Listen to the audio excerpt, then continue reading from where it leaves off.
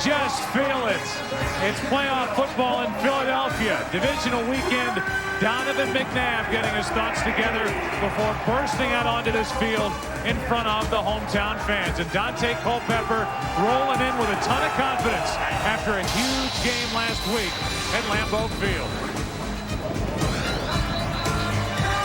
And now welcome to the broadcast booth, everybody. I'm Joe Buck, Troy Aikman, and Cris Collinsworth in just a second. Well, the Vikings should be sky high. They put together their best game of the season by far last week as they manhandled the Green Bay Packers at Lambeau Field. On the other side, the question is, how will the Philadelphia Eagles come out after the layoff, taking on this right now high-flying Minnesota team? And Cris, we'll start with you. I guess the big headline from last weekend is how the Minnesota defense played against Brett Favre. Yeah, I really agree, because I don't think anybody really took the Minnesota Vikings too seriously as far as a Super Bowl contender with the way that their defense was playing. But after last week, that really has all changed.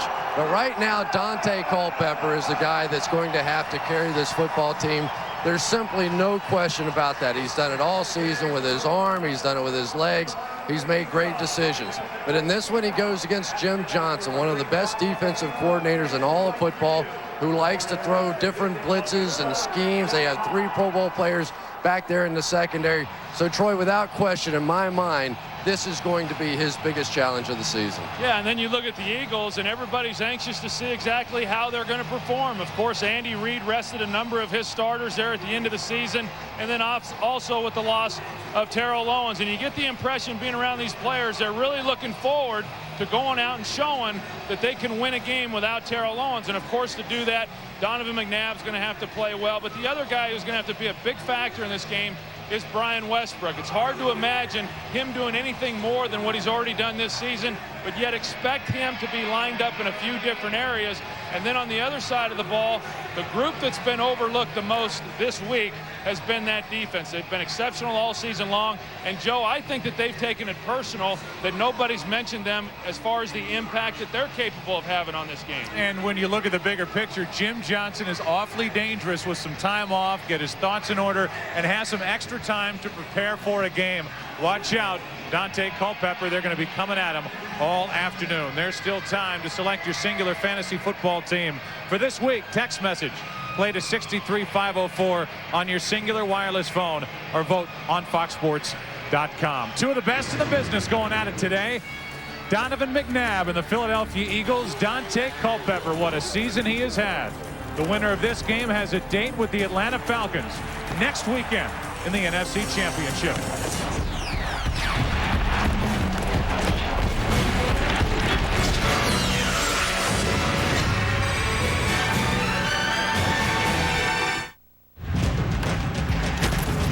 You're watching Fox Sports, broadcasting in HD and presented by DirecTV. We think TV. Introducing the Ford 500.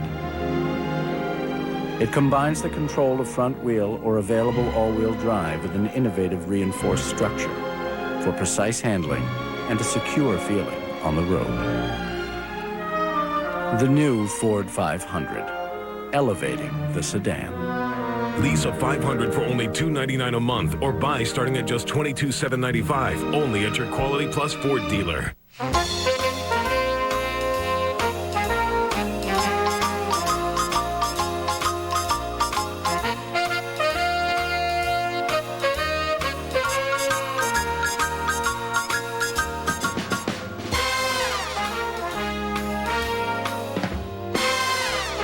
It's your money. Make it work a little. The Orange Savings Account from ING Direct. America's highest yield with no minimums or fees. Call 1-800-ING-DIRECT. This is the Toyota Highlander. You can get it with seating for $7. And you can lease it for $259 a month for 36 months with $1869 due at signing. See? In beautiful black and white. If a down payment doesn't work for you, you can lease a Highlander for $289 a month. An extra $30 a month, but you drive away paying nothing except the first month's payment. That's it. You want one? See your Toyota dealer. The Highlander, one of 17 Toyotas moving you forward. Tonight, a controversial website targets high school cheerleaders. It's legal, but does that make it right? Parents speak out tonight on the Fox 29 10 o'clock news. Fox Sports welcomes you to the following presentation of the National Football League.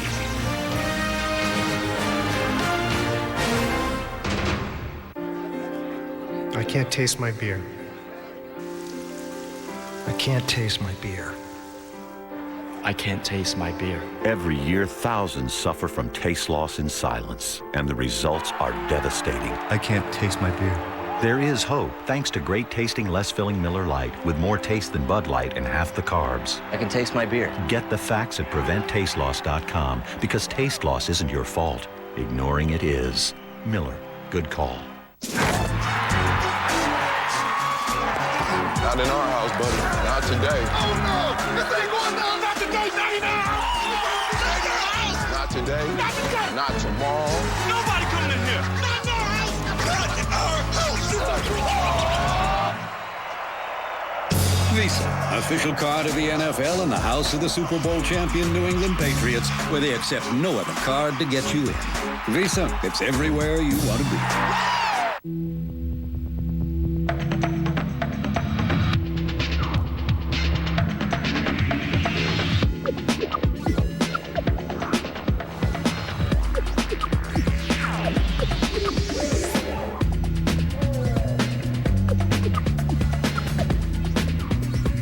Multifunctional element from Honda. Where will it take you? Fox tonight, take off on the biggest aviator adventure ever. We'll make it with a wing and a prayer. No! I don't know, the Simpsons. Then, on Arrested Development, catch the softball game that gives scoring a whole new meaning. We lost our entire outfield and a couple of court cases. An all-new episode. And Family Guy is back for a full hour. I got a stolen vehicle here. But this is my car. Suspect's getting belligerent. What? Officer down. It all starts with a new King of the Hill at 7/6 Central tonight on Fox. Well, we know one thing. These fans aren't rusty after the layoff. They are charged up and ready to go. Hold on to your hair today. It is windy here in Philadelphia. The Minnesota Vikings won the toss. They received. So Jim Johnson's defense against the great Dante Culpepper, coming off his best year and really one of the best in the history of the NFL.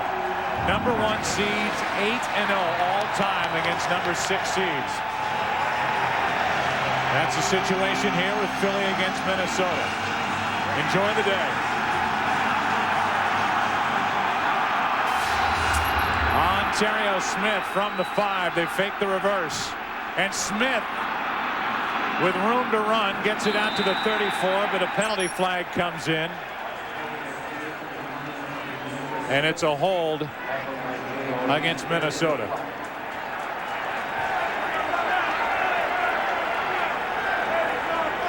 During the return, holding, 97, 10-yard penalty, first down.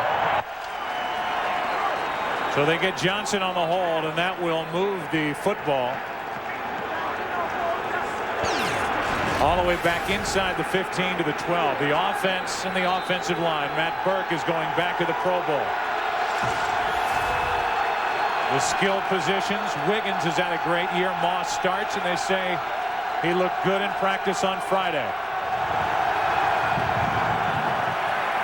Culpepper with pressure, dumps it off, and immediately brought down by Javon Curse is Michael Bennett. So Curse makes the first defensive play, no gain. And we look at the defense. Curse, part of this very good Philadelphia defense that has Pro Bowlers across the line in the secondary. Up front, Curse had a very good year, is not going to the Pro Bowl. And Trotter, even though for the most part he took over in week 9, is the starter for the Pro Bowl at the middle linebacker spot. 2nd down and 10. And off Bennett. Good pressure up front by the Philadelphia defense, and Bennett ends up gaining 4. Michael Lewis on the tackle. 3rd down for Minnesota, and they were the best team in the NFL this year on 3rd down. And Jeremiah Trotter is coming out flying on 2 straight snaps now. We've seen him diving through the line of scrimmage and getting in the backfield. When you watch this defense on tape, they play on the other side of the ball. They create big plays on defense, and Minnesota is going to have to offset that with big plays. 3rd down and 6.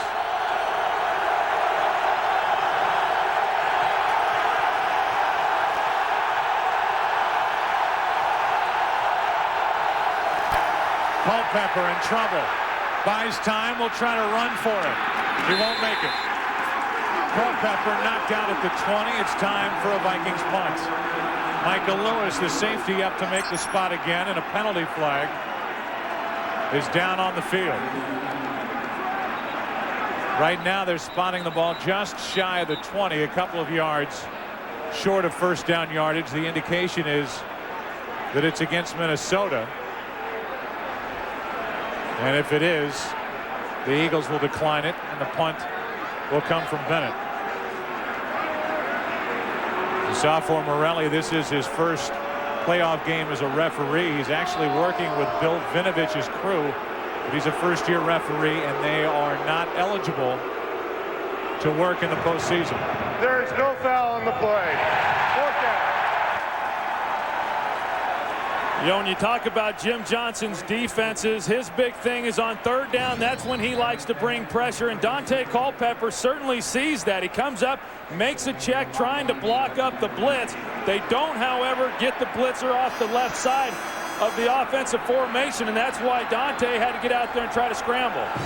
They slid the line off to the right, and Michael Bennett is going to have to come to the left and pick up that last guy if they're going to use that protection. That was Derek Burgess who came in to flush Culpepper out of the pocket. High snap. Bennett gets off a beautiful punt. And taking it in and being knocked down immediately is Dexter Wynn. A return of -2 yards, and on the stop it was Russian Jones who came down the field and made the quick hit and stop.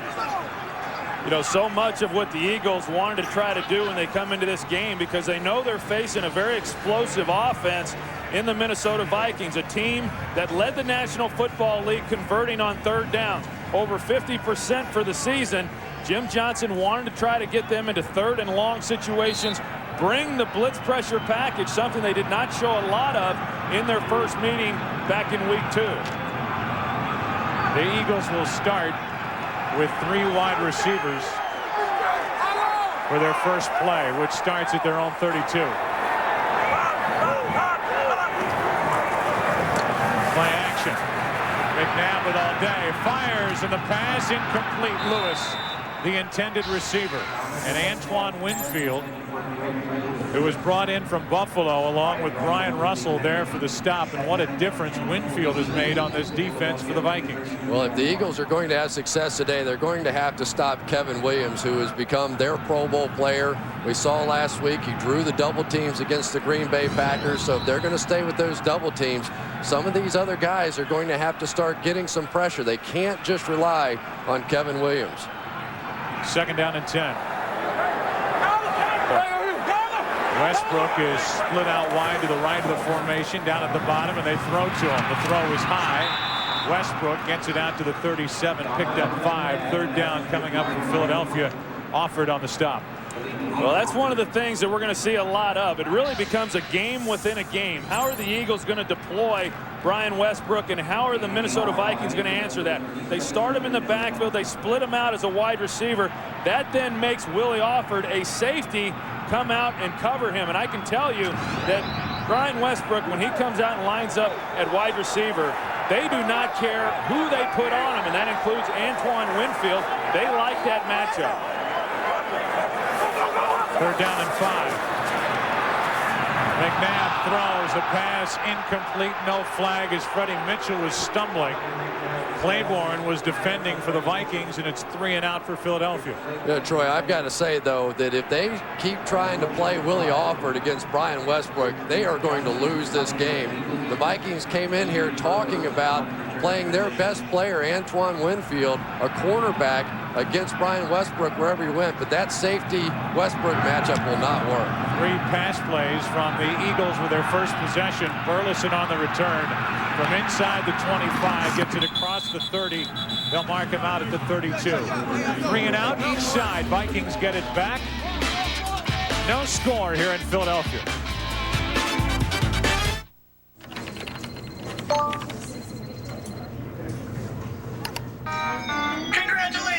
You've launched the pink slip virus. Your office is now infected. They'll soon trace it back to you. Good luck finding a new job. Congratulations! Want to get away? Now you can. Fly on Southwest Airlines with our $39 to $149 internet specials to 59 destinations nationwide. You are now free to move about the country. Can inspiration make the SUV safer? It can, with 5-star government crash test ratings. Available side curtain airbags for all 3 rows and all-wheel drive. The best rating of any SUV tested for rollover resistance. Chrysler Pacifica. We didn't just make an SUV, we made a safety utility vehicle. Chrysler, inspiration comes standard. Now get 0+. That means 0% financing plus $2,500 bonus cash on Pacifica. Fox Tuesday, American Idol is back. Better. Now let me tell you, girl, I hope and pray each day I live. Welcome to Hollywood. And badder. I feel the earth move, fall on my feet. I feel the sky, the ball and down. I'm 1,000 when you're near me. How do you think you did? Not too shabby. Television's #1 series returns. American Idol premieres Tuesday at 8/7 Central on Fox.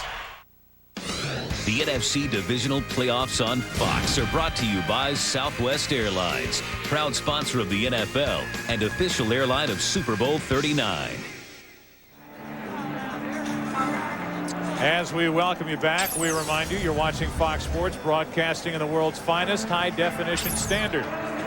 And we are glad you're with us. The winner of this game will move on to take on the Atlanta Falcons, who just took apart the St. Louis Rams last night. Second possession for the Vikings.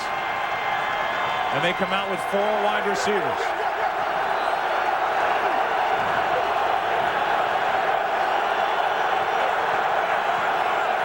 Moss, second from the top.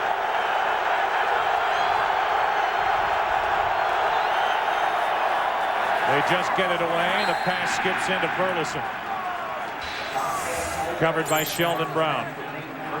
You know, one of the things that the Vikings like to do is they like to spread people out in their offensive systems and then determine whether or not in the box, if they've got enough blockers in order to run the football, or if the defense has too many defenders and they're going to check to the pass. That's a game that Philadelphia's playing right now. Sheldon Brown jumping in and out, trying to mess with Dante Culpepper and some of the checks that he likes to make at the line of scrimmage.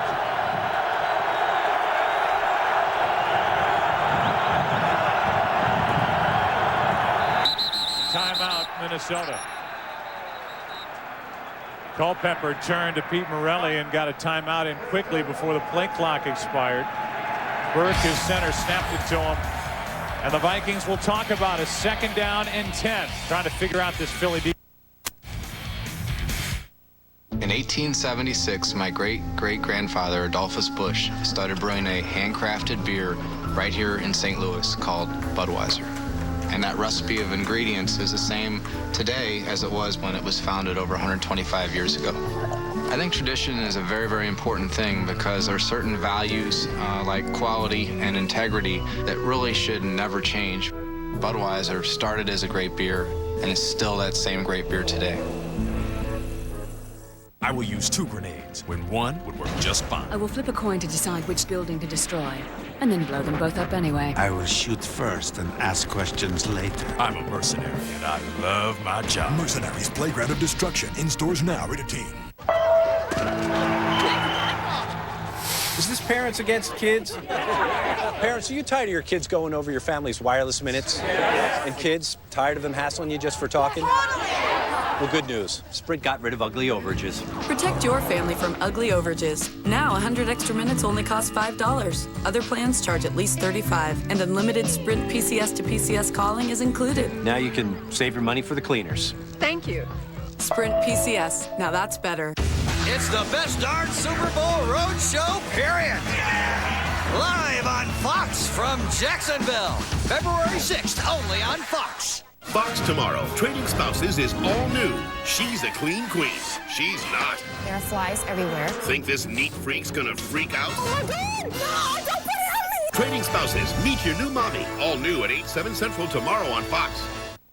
The NFC Divisional Playoffs on Fox are brought to you by Budweiser, the bright color and crisp, clean taste you'll only find in the king of beers. 2nd down and 10 for the Vikings.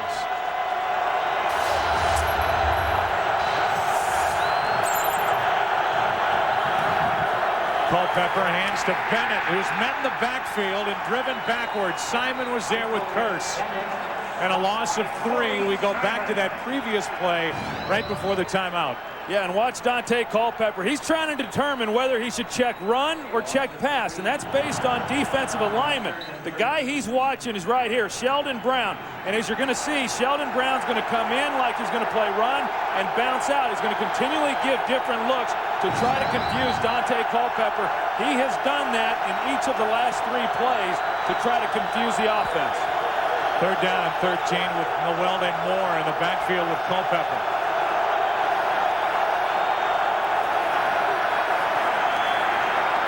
Culpepper with all day down the middle, can't get it to Moss.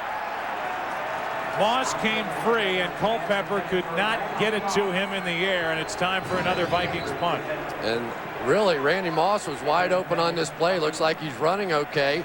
A big gap in the middle of this zone defense, and for the second time to start this ball game, we've seen Dante Culpepper one hop one in there. I think Dante right now is just thinking too much. They need to let him run the ball maybe a little bit, just get settled out there on the field. They changed some protection schemes, and you can see his mind's just working on overload right now.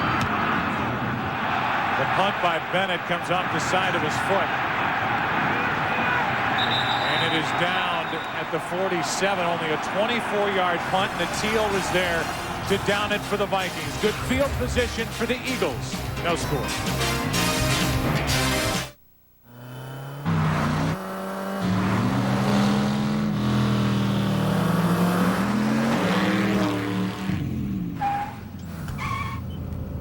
Dude, what do you got in that thing? I got an amp, guitar, surfboard, ladder, and 12 2x4s. Velocity meets versatility. The all-new Hemi-powered Dodge Magnum. Open it up from either end. Dodge Magnum with 5-star, the highest frontal crash test rating. Blue skies smiling at me. Nothing but blue skies do I see. Today's great companies are adapting to change, using highly scalable HP Blade System servers powered by reliable Intel Xeon processors. People everywhere are experiencing a breakthrough. I'm full! Taco Bell's Big Bell Value Menu, featuring the half-pound beef and potato burrito with seasoned beef and golden potatoes. To keep your stomach and your wallet full, think outside the bun. Wow! I feel good. Imagine how good it would feel to pay off your high-interest credit cards. And that's just one of the great things refinancing with AmeriQuest can help you do. I knew that I wouldn't. Your own personal AmeriQuest loan specialist can help you lower your monthly payments. We'll even do the paperwork. So good! So good! Call 1-800-AmeriQuest now or go to AmeriQuest.com. AmeriQuest, the company that knows you are more. The great Terrell Owens, who went down in that game against the Dallas Cowboys here on December 19th, is sitting on this level, watching while the Philadelphia offense, which really hasn't had a great game for about 6 weeks. You can go back to that game here when they took apart the Green Bay Packers. Plays without him. Biggest play of the day, and it's Westbrook inside the 40 to the 39 for 14 yards. You know, Brian Westbrook, one of the things that he does so well is the little cutback move. You'll see him set up to the outside, look like it's going to be the full stretch play. And now watch the quickness as he shoots right back through here. He has the tremendous vision, and he's not that fast a guy comparatively to like a Marshall Faulk, something like that. But quickness, as quick as anybody. Right now, split out wide to the right of the formation at the bottom of the screen. McNabb gets away from Mixon and fires. The pass complete. Penalty flag on the play as Westbrook was there to haul it in. Westbrook caught a laser from McNabb, but this play's coming back. Ineligible man downfield, number 71 offense. 5-yard penalty, still first down. They get Jermaine Mayberry. This is really the first time since December 19th that this offensive line has been all together. You come back and take a look at Brian Westbrook and the job that he does and the way that he comes back to the ball. There's a lot of wide receivers in this league that don't have the ability to run back and catch the ball the way that Brian Westbrook does. In fact, I know he's regarded as a running back, but in talking with Andy Reid, he said there's no doubt in his mind that if they wanted to line him up and play him as a wide receiver the entire ball game, that he'd be one of the best in the league. Right now he's there at tailback on first down. McNabb to Westbrook. And Brian Westbrook stays on his feet, suffered a big hit, got down inside the 35 to the 34, picked up 10. We talked about the offensive line. Hicks has missed time with a sprained left knee. Mayberry a strained left calf. But they're all in there now with Hank Fraley right in the middle. Trey Thomas is going to the Pro Bowl. And then I guess we already know the story, Troy, that you can highlight anybody you want on that list, but Westbrook is the key for this Philadelphia offense, especially now that T.O.'s no longer out there for Philadelphia. Yeah, he was basically the number 2 receiver when Terrell Owens was healthy. Now with Terrell Owens being down, obviously he slides up now to the number 1 guy. Play clock expired, and that'll cost Philadelphia 5 yards. Dorsey Levens got it on a handoff, but the play started too late. Delay of game. Offense. 5-yard penalty. Still second down. The Minnesota Vikings boast an all-pro on their defensive line, and he is the first Minnesota defensive player since John Randall accomplished that in 1998 to be an all-pro. That's Kevin Williams. The linebackers played much better last weekend in Green Bay. And in the secondary, Antoine Winfield is a difference maker back there for Mike Tice. And in particular, Ted Cottrell, the defensive coordinator. 2nd and 10. Levens to the 36. Gain of 3. You know, Chris Claiborne, who played so well in the game last week, not only did he have a sack of Brett Favre, I thought some of his pressures led to interceptions by Brett as well. And they really had their linebacking core in general take a major step up. Claiborne and E.J. Henderson, and even Dontarius Thomas a week ago, a guy that they really didn't trust in the ball game, is going to get that opportunity, number 54 there on the right-hand side of your screen, because of the outstanding game he played last week. A perfect football game, according to Mike Tice. 3rd down and 7. McNabb over the middle. It's dropped. And a penalty flag comes in. Westbrook couldn't haul in the pass. And from the secondary, a penalty flag comes in, and they're calling holding. Prior to the pass, holding, 54, defense, 5-yard penalty, automatic first down. The aforementioned Dontarius Thomas. Yeah, well, Dontarius Thomas, he's their nickel linebacker, rookie, that earlier in the season was overwhelmed, but they feel like because of his speed and his ability to run that he's an advantage for them on the defensive side of the ball. But you're going to see that he makes a grab. Here he is right here, and he grabs as the guy's crossing. That's Freddie Mitchell, but it was somewhat of a natural pick. Brian Westbrook went in motion. He comes underneath Freddie Mitchell. That's why he was as open as he was. There wasn't much there from Thomas. The Vikings have one go against him. How pretty was that? Westbrook down inside the 10. It's Westbrook all over the field, and this time Donovan McNabb floated a beautiful pass in for 24 yards. You know, I don't know if I've seen this play before. You bootleg to one side and then throw all the way back across the field to the other side. I don't think E.J. Henderson could believe that they were actually trying to pull that off. But when you've got a guy like McNabb throwing the football, he can easily float it across the field. Just a great play call that time by Andy Reid. Well, and that's the liability of this defensive football team is the linebackers in coverage. When someone crosses their face, they've got to pick them up in man, even though it is a zone. On 1st and goal, Levens powering his way to the 2. And on a windy day, Troy, to go back to the completion to Brian Westbrook, it was a pretty throw, a nice touch pass from McNabb to get it right to him. You know, we talked a little bit earlier about the inside matchup. We got Jermaine Mayberry going up against Kevin Williams, and Kevin Williams, when he really picks it up, I mean, he's a load. And on that play there, Jermaine Mayberry had him one-on-one. That's a pretty good job.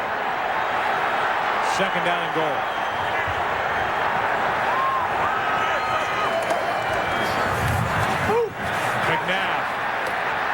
Looking to throw, fires, and it's incomplete. Freddie Mitchell, the intended receiver.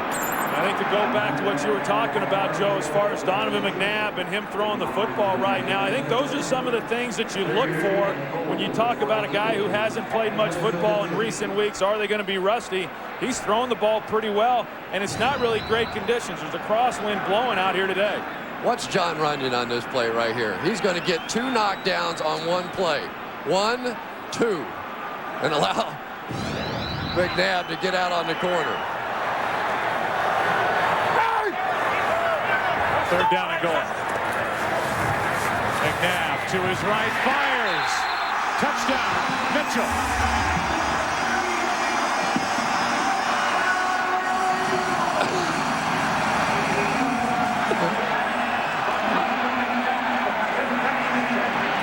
You guys do realize what just happened there, don't you, Joe Buck? I'm going to let Joe Buck call that play. Freddie Mitchell ends up catching the laser line drive throw from Donovan McNabb. And Freddie Mitchell, I guess, in essence, did the reverse Moss from a week ago. And finished it by putting the belt back on. The people's champ. And all Freddie Mitchell is saying is, I know we don't have Terrell Owens, but we've got the Sultan of Slot. We've got the people's champ. We've got Fred X. 7-0 Philly.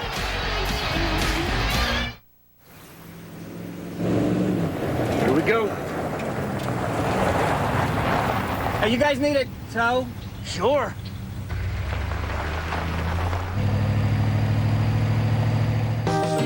Best friends, you're there when I need you. Best friends, you know I'm there for you too. Best friends, you're my pal, you're my buddy. When times are getting tough, you're true. It's great to have a friend like you. Best friends. It's great to have a friend like you. Best friends. It's great to have a friend like you. Best friends. Dodge Ram. It's everything you've ever dreamed of. In one powerful truck. Man, that was sweet. For you. You can ride in the truck next time. Now get 0+. That means 0% financing plus great package discounts plus bonus cash for total savings up to $9,100. Your family just got a whole lot bigger. Now that Singular has joined forces with AT&T Wireless to bring you the largest calling community in America. Talk to any Singular or AT&T Wireless customer for free. Can you ask someone to pass the gravy? All 46 million of them. Now buy the latest video phone and get one free. Only from the new Singular, raising the bar. The NFC Divisional Playoffs on Fox are brought to you by Dodge. You can take life as it comes, or you can grab life by the horns. Dodge. By Campbell's Chunky Soup. With big chunks of meat and veggies, it fills you up right. By Visa, proud sponsor of the NFL. Get ready for the game. And by the new Singular, raising the bar. If you go back to the start of that drive, it started with a poor punt, good field position. The drive was extended on a third down holding penalty on Dontarius Thomas, and the Philadelphia Eagles made the most of that opportunity. That beautiful completion of Brian Westbrook, and on 3rd and goal, the touchdown throw to Freddie Mitchell, and it's 7-0 Philadelphia. Mike Tice, I'm sure at this point wondering how his offensive line, and I guess in particular how his quarterback is going to handle this Philadelphia defense. It has not been a good start as Dante Culpepper and the guys in front of him are trying to find some way to slow down Jim Johnson's defense. Yeah, I really think at some point you have to get back to some basic part of football. You know, they're out there thinking and trying to decipher this thing. Maybe run the football a little bit. They've gotten away from their running game. Let those big offensive linemen come off the ball. Settle your quarterback a little bit. Get back in your offense. So far, the Vikings have run 6 plays and have 5 yards to show for them. From just inside the 5, it's Ontario Smith. Out of bounds at the 28. A return of 23 yards. So from the 28, The Minnesota Vikings offense back to work, now trailing by 7.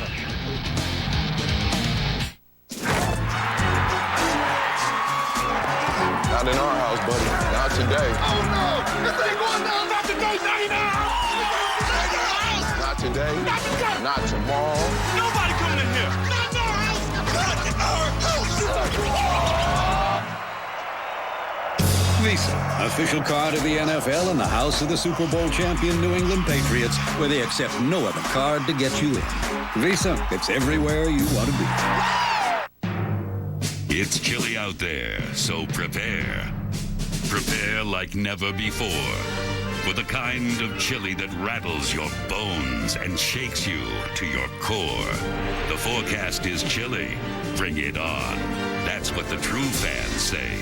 A goosebump-raising chili that gets inside you and steals your breath away. Introducing Campbell's Chunky Chili.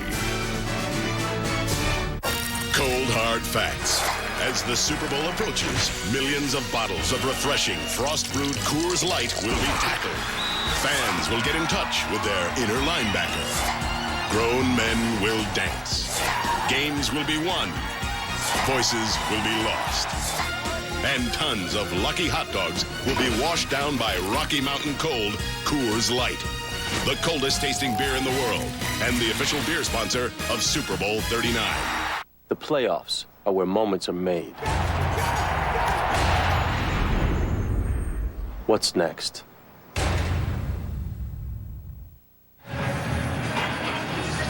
Donovan McNabb on the touchdown looked out and saw the weakest cover linebacker for the Minnesota Vikings, Keith Newman, one-on-one against a wide receiver.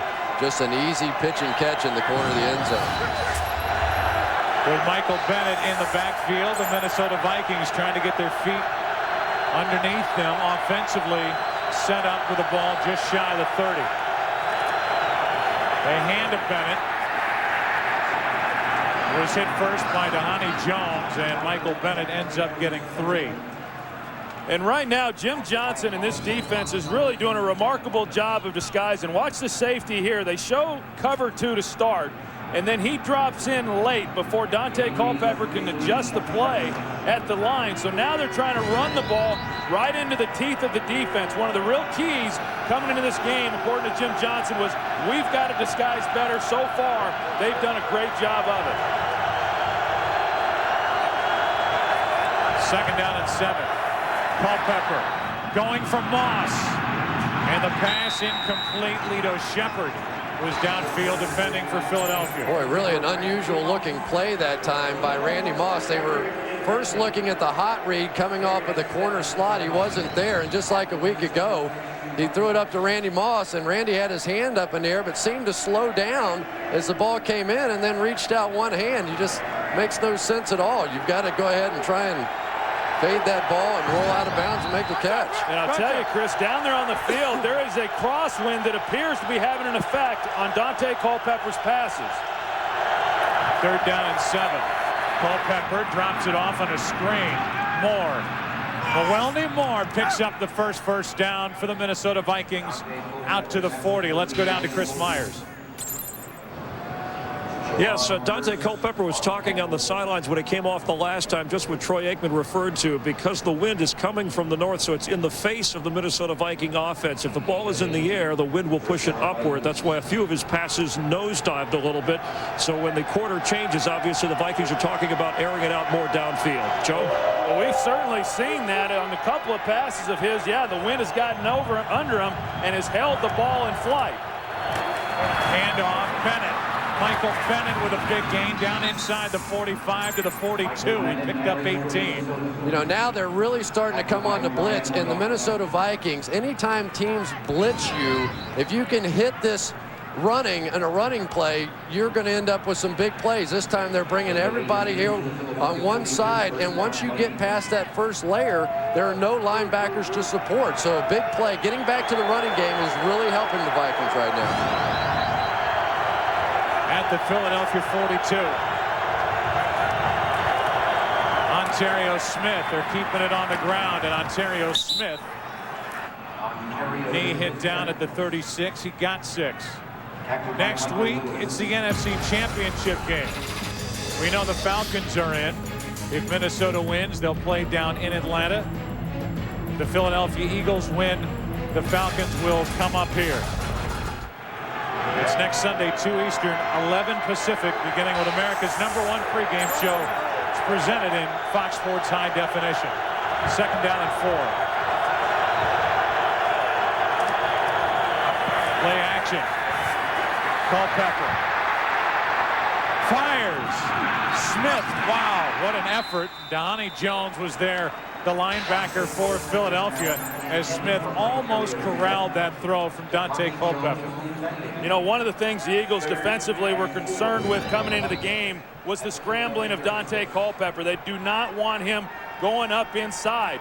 And so they had to hold the point with the defensive tackles, but they've got to get pressure off the edges, and that pressure has to come from Javon Curse.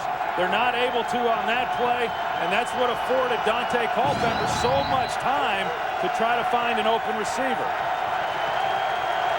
Right now the Vikings are not inside Morton Anderson's field goal range. It's 3rd down. Culpepper throws incomplete. Pressure on the play by Curse. Well, they got pressure that time. They sure did. And Milwaukee Moore now in this new protection scheme that they have where they're sliding away. They're going to slide the line this way, and he's going to have to make the block on the backside.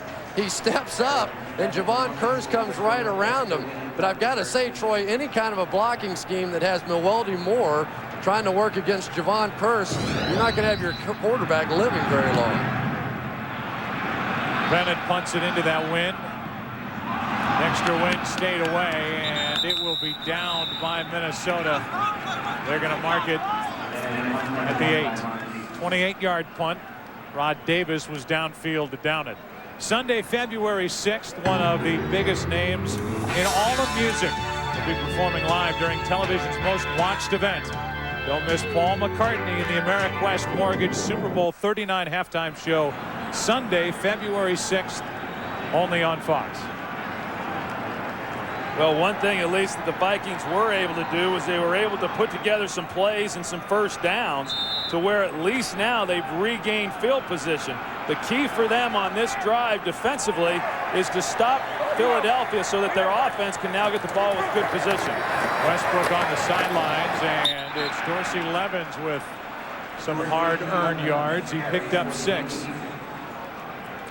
You know, and Dorsey Levens, he's been somewhat of a surprise here in the second half of the season. He came in early in the year after Correll Buckhalter had his season-ending injury, and initially he admitted that he was a little overweight, and it took some time for him to get into football shape, but he's the only player on this team that has won a Super Bowl ring, and obviously everyone else on this squad is hopeful to get one this year. 2nd down and 4. McNabb throws. Mitchell, who already has a touchdown, now has a first down out to the 22. Let's go down to Pam Oliver. Well, Joe, Terrell Owens continues to rehab that severely injured right ankle. I spoke with Eagles trainer Rick Burkholder earlier today about Owens' progress, and he said T.O.'s been very aggressive in his approach, and because of that, he's experienced a few setbacks. I asked him about the possibility of T.O. being available for the playoffs should the Eagles make it that far. He kind of cringed and said, we still have a long, long way to go. Back to you. Talking about the Super Bowl, thanks, Pam. Just over 2 minutes left in the first quarter, and that's Mixon, who was there to meet Brian Westbrook on that flip, a gain of only 1. Boy, what a fantastic play that time by Mixon. He saw that shovel pass coming all the way. Good veteran football player on the outside. And he's going to see McNabb coming right at him, and he's not going to take the bait at all. Says, I've seen this one before. Pretty heads-up play. 2nd down for the Eagles.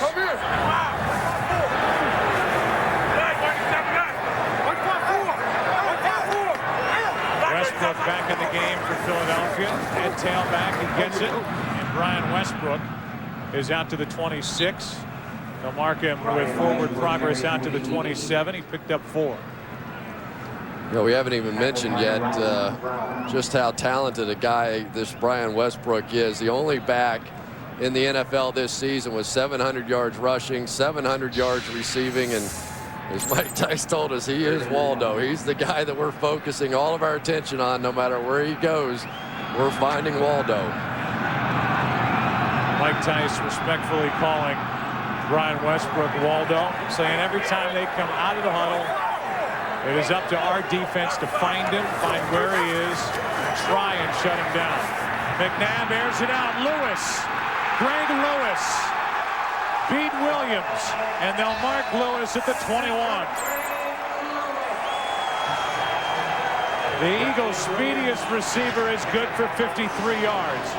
Yeah, Greg Lewis over the last couple of weeks, because of them not playing their starters, got a lot of work in those games. And you're right, Joe, the fastest player that they have on this squad, and he just comes up and runs right by Brian Williams, and that's exactly what they needed in order to get the ball down the field and create some big plays. And the reason that Lewis is so open is because they are double teaming Waldo on the outside. They've got a guy inside, a guy outside.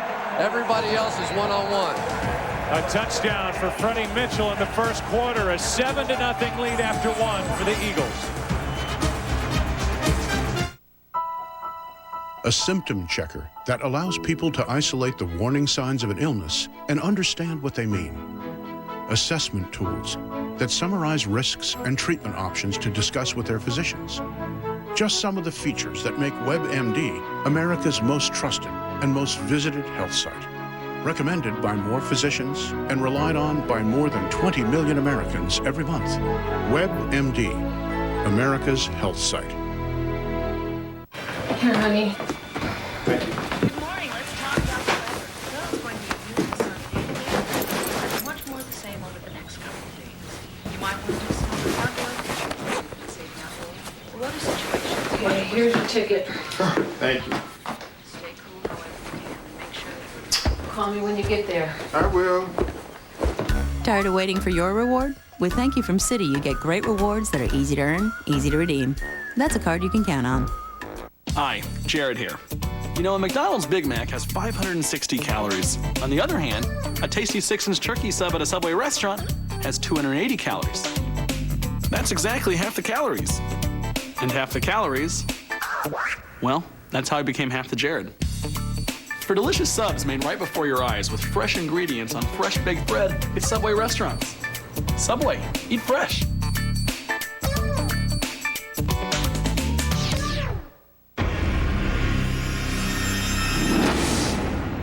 What I know about the fate of this town is that the final battle is here. She's the child of darkness. Point Pleasant series premiere Wednesday after American Idol on Fox.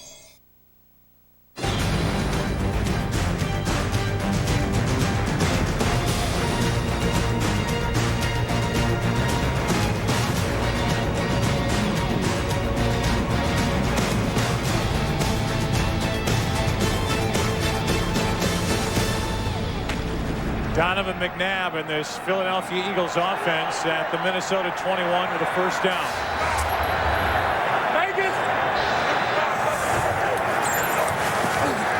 McNabb with time. Throws and completes it to Pinkston. Donovan McNabb's last playoff game was the 3-interception evening against Carolina in last year's NFC Championship game. He is red hot right now. And what's surprising, Joe, that in that championship game, they came up and they pressed Todd Pinkston. He struggled with that. Now you've got Antoine Winfield, their best corner, and they have not yet pressed either of these receivers for the Philadelphia Eagles. And then obviously the offensive line doing a pretty good job. Donovan takes a hit late, but not before he makes the completion. McNabb 7 of his last 8. On first and goal, the pass, Westbrook, touchdown. What a pretty move by Brian Westbrook on that one.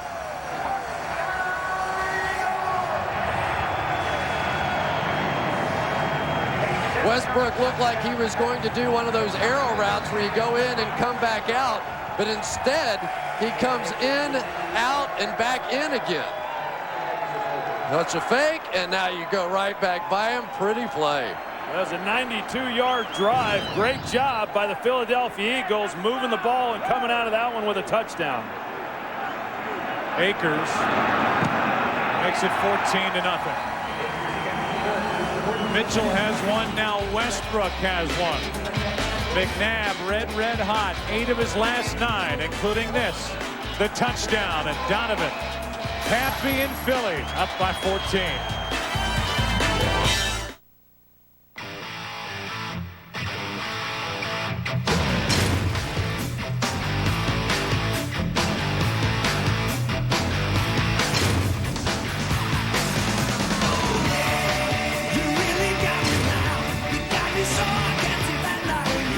The half-ton Silverado has better resale value than Ford or Dodge. That's why it's the right truck, the official truck of an American Revolution. My oldest friend. My east. My west side. My private side. My heartbreak. My heartbeat. My life happens here. My card is American Express.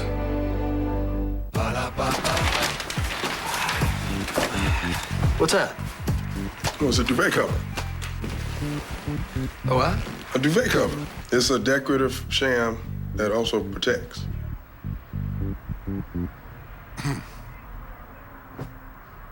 Watch the game. The double quarter pounder with cheese. Pound one. Oh! I'm loving it. It's a throw pillow. The NFC Divisional Playoffs on Fox are brought to you by Chevy and American Revolution. Supercharged for 2005 by American Express, by McDonald's, and by Miller. There's good enough and there's better than it has to be. Miller, good call.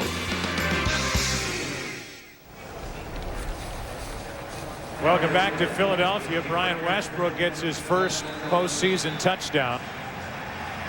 He was not healthy last year during the playoffs, out with a torn tricep. But he is healthy, rested, and ready to go. And he has been busy here in the first half. Taking it from inside the 5, it's Moore. Moore looking for a good return from Minnesota. And he gives it to him. Out across the 40. And down by 14. A return of 38 yards from the Moore, exactly what the Vikings needed right there. Let's go back to the touchdown now. Watch as they explode to this formation. They're going to move everybody in the offensive formation, and everyone defensively now has to crisscross and late try and find their man. It becomes very difficult. They go to the quick snap, and just about the time you find Westbrook, he's by you. Yeah, and that's because they go to that defense, and so it's an isolation on the middle linebacker. The Vikings have got to do something else down there in the red zone. Dante Culpepper's the only quarterback this year to throw for over 300 yards against this Eagles defense. They hand to Bennett. Bennett gets 1. The last possession, the Vikings had the majority of their success running the football, and that's something the Vikings haven't done well the last few weeks. You see what Culpepper did in the first quarter last week at Green Bay, 9 of 10. 2 for 7 for 8 yards so far. But Culpepper had a record-setting year. He ended up with 39 touchdowns, tied for 5th most in a single season. As he slings it out to Burleson, and Nate Burleson is ridden down by Brown. Sheldon Brown brought down Burleson, a gain of only 1, and let's go down to Chris Myers. Well, from the start of this game, the Viking energy level on the sideline has been very low, and Randy Moss, the ankle's okay, but his mood rather solitary. Opposite of last week, almost disinterested. And the first emotion he showed was right after the Eagles' second touchdown when he got up on the field and cheered on the defense. 3rd down and 8. Moss has been shut out so far.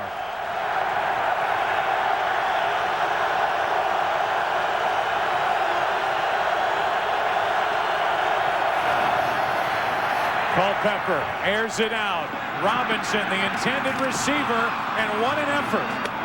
What an effort and catch from Marcus Robinson. Lito Shepherd was beaten on the play, getting to the football, and that was good for 40 yards. Yeah, and you got Goldberg doing a good job on Javon Curse. We've already seen him get some pressure on Dante Culpepper, and then on the outside, Marcus Robinson working against Lito Shepard. Had one-on-one. Michael Lewis, the safety, trying to get over there and help over the top, but really, Marcus Robinson has great leapers, and he just went up after the ball and brought it in. And that was no accident. They game planned. They thought their big receivers could out-jump these corners. Down to the 14-yard line is Ontario Smith. That first down carry good for 2 yards. You know, a big play by Minnesota in order to get down here to this end of the field, because this is an important drive. They've not really done much up to this point in the first half, and trying to keep this game close and come away with points on this drive is extremely important. Well, I can tell you, as a wide receiver, when you're playing with a bad ankle, you do get a little emotionally down because you know you can't do all the things that you could do otherwise. See what happened week 2 for Minnesota here in Philadelphia. 5 times in the red zone, only 1 touchdown. Culpepper throws. Campbell on the reception. And Kelly Campbell is going to be brought down about 1.5 yards shy of a first down.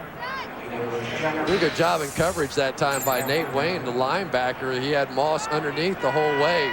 And it just is one of those guys that has the ability to really run on the outside. Mark Semino out at the outside linebacker position, but for this game with these wide receivers, Wayne and Keith Adams may be better players. 3rd down and 1 for Minnesota.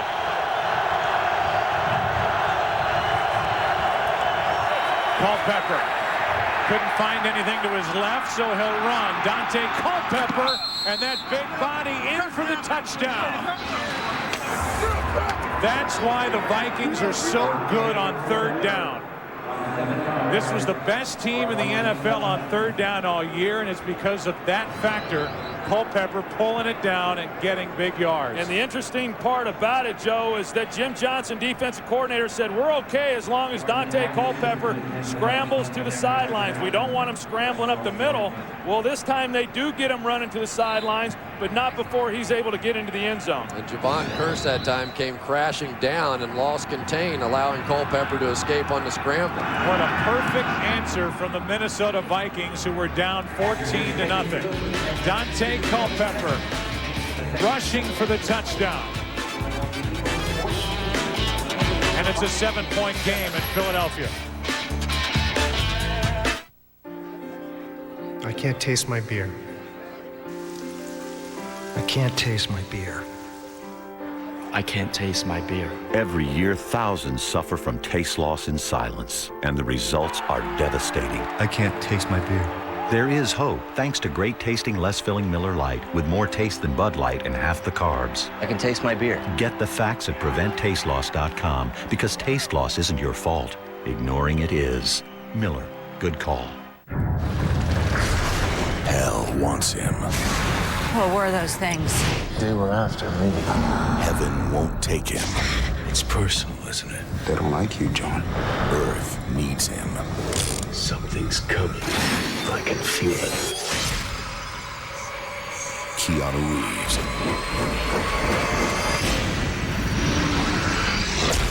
Constantine. This film is not yet rated. It starts February 18th.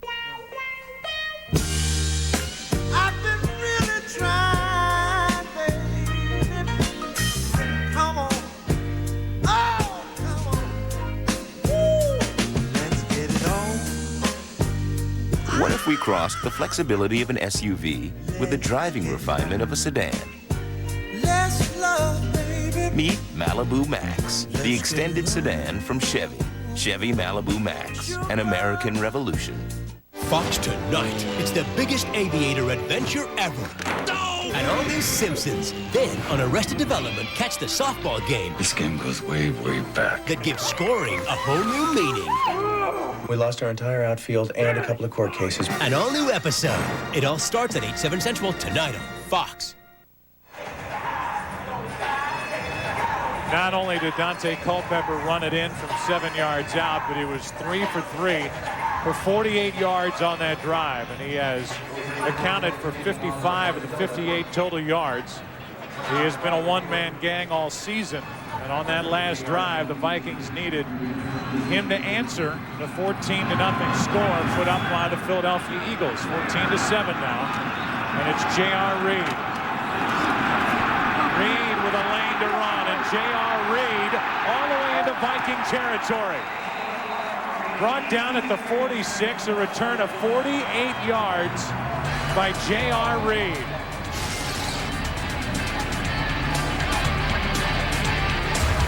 Big return by Reed. Great field position for the Eagles, up 7. That was a Cadillac.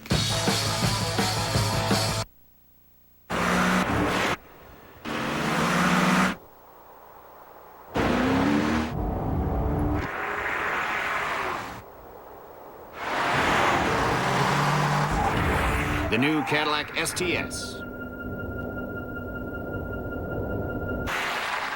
Assume nothing.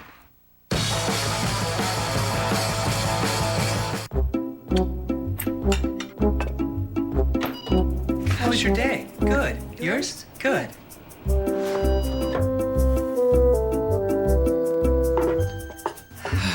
Break the routine and live a little. Welcome to Chili's. Introducing Chili's new Build Your Own Big Mouth Burger. Handcrafted with your choice of over 20 unique toppings. You pick it, we build it. Build your own Big Mouth Burger. New at Chili's. Come on, live a little. Excuse me, are you still relying on your broker for investment ideas? Got an alternative? I'm listening. Are you kidding? Who's got time to do it yourself? I invest for myself at TD Waterhouse. They make it easy to come up with my own investment ideas. With tools like their stock screeners, TD Waterhouse helps you find investment ideas in the time it takes to make a cup of coffee. You can do this. Switch to TD Waterhouse, the alternative to Schwab and higher-priced brokers like Merrill Lynch. Whatever you do, don't blink. Will the Minnesota Vikings be able to come up with an answer for Brian Westbrook? Mitchell a touchdown in this game. Westbrook has been all over the field. He has a touchdown reception in this game. And it's 14-7. Eagles on top in this divisional playoff for the Minnesota Vikings. 10:29 left in this first half. And there's the day so far for Brian. McNabb throws. Pinkston can't make the catch. And some of the fans here in Philadelphia get on Pinkston, who's been under heavy criticism since T.O. went down. Back to the touchdown. Javon Curse tries to take an inside track, and Adam Goldberg chops him right down. And then on the outside, Jermaine Wiggins with a basketball screen or a little booty block, whichever you prefer to call it. Jermaine Wiggins, a guy who grew up in East Boston. Played his athletics as a kid at the local boys club. Might have learned that move there. The pass incomplete. L.J. Smith, and that draws a flag. They're going to get Willie Offord coming up the back of L.J. Smith. Pass interference. 24 defense. Automatic first down. Corey Chavis, the man Offord is replacing. Chavis out with a broken left elbow. Yeah, they got the call on L.J. Smith. Then look on the outside on Pinkston. Brian Williams finally comes up and tries to put a jam on Todd Pinkston, which is something I think they're going to have to continue to try to do. And there's the penalty on Willie Offord, and I thought it was a pretty good call. He got there a little bit earlier before the ball arrived. But they're finally starting to show that in order to slow this passing team down, they're going to have to come up and challenge him. Westbrook at the top of your screen. McNabb looked that way. Now fires, and the pass is incomplete. Russell was staring at an interception as a flag comes down, and it will be pass interference. The call, and the question is against which side? Yeah. Pass interference. 26 defense. Automatic first down. They get Antoine Winfield. Yeah, you could see Winfield as the double move was taking place, and really the ball was in the air. Just literally reach out and grab the receiver. And one of the problems is if this pass rush doesn't get there the way it has not been getting there thus far in this game, then McNabb is going to have all day to pump fake and look one way, go the other way. That was about his third receiver on that one. They have to start getting some pressure. So a first down for Philadelphia. Up by 7. McNabb over the middle. L.J. Smith lost the football into the end zone for a touchdown. Freddie Mitchell. In the right place at the right time, and an unbelievable break for the Philadelphia Eagles. Sometimes you need a little luck in this game. You're going to see L.J. Smith. He's one-on-one on a linebacker. That's a mismatch for the Philadelphia Eagles. He makes a move and gets open. He has a shot to get into the end zone, and Winfield comes in and gets a helmet on the ball, and Freddie Mitchell in the right spot. I have never seen anything like that in watching football. Have you ever seen one fly forward like that for a touchdown? That's what Andy Reid's been doing with this time off. Drawing up plays like that as Akers makes it a 14-point game again. Freddie Mitchell getting some first-half headlines. The hit, the flip, the result. 7 more points. Unbelievable points for the Eagles. Coming to DVD. Can you be perfect? Move fast. That's what I'm talking about! Play hard. Score big. The expectations couldn't be any higher. One of the greatest sports movies ever made. That's the way they play ball! Friday Night Lights. Own the DVD Tuesday.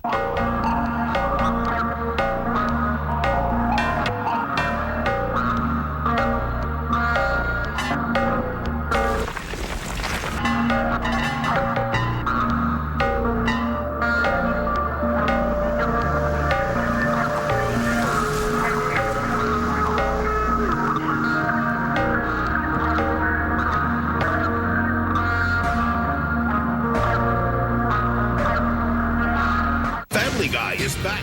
Your father's searching for something that fits him just right. Well, clearly it's not that tube top. 3 Sundays in a row. What the? Now is the winter of your discontent!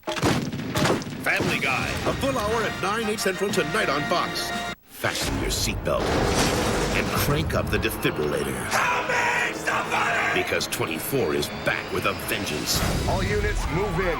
We make a preemptive strike. We kill our own Secretary of Defense. Over 30 million people got hooked on the most exhilarating thrill ride on TV. This trial is only the beginning. Don't miss your chance to jump on for the bumpy ride. Jack, make this work. 24, an all-new episode on its new night at 9, 8 Central, tomorrow on Fox. Paris and Nicole are back, and this time, they're interns. So which one of you is planning to die? But will they perish in funeral services? 1, 2, 3. No! They're just getting human stuff Well, it's all slippery. over us. The Simple Life, Interns. No! Wednesday, January 26th on Fox. There is the scoring drive after the terrific kick return by J.R. Reid. It's Freddie Mitchell on what is a 4-yard fumble recovery. No touchdown pass for Donovan McNabb. 10-yard catch by L.J. Smith. And then the fumble recovery by Freddie Mitchell. It's 21-7. Mwelde Moore. Another good kick return for Mwelde Moore as he is out at the 39, back to the big penalty that kept that drive alive. And the penalty is going to be on 56, not 26. E.J. Henderson late in the play. He's just simply going to grab the receiver as Donovan McNabb was looking all over the field. Yeah, and then on the touchdown, it was E.J. Henderson who's trying to get there to make a play on L.J. Smith. And Antoine Winfield does all he can do, but Freddie Mitchell alertly finds the ball and is able to bring it in for the touchdown. But as you mentioned, Joe, all of that was set up by the return of J.R. Reid. 3 times in this first half as Randy Moss gets his first catch of the day, and he is dragged down from behind by Jeremiah Trotter. 3 times, and those two get into it.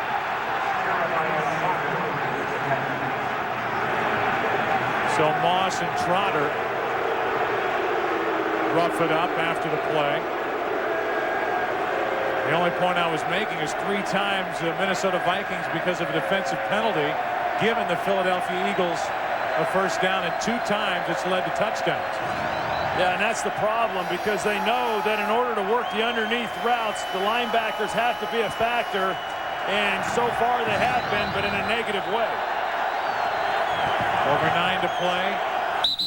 And that will cost 5 yards. Minnesota.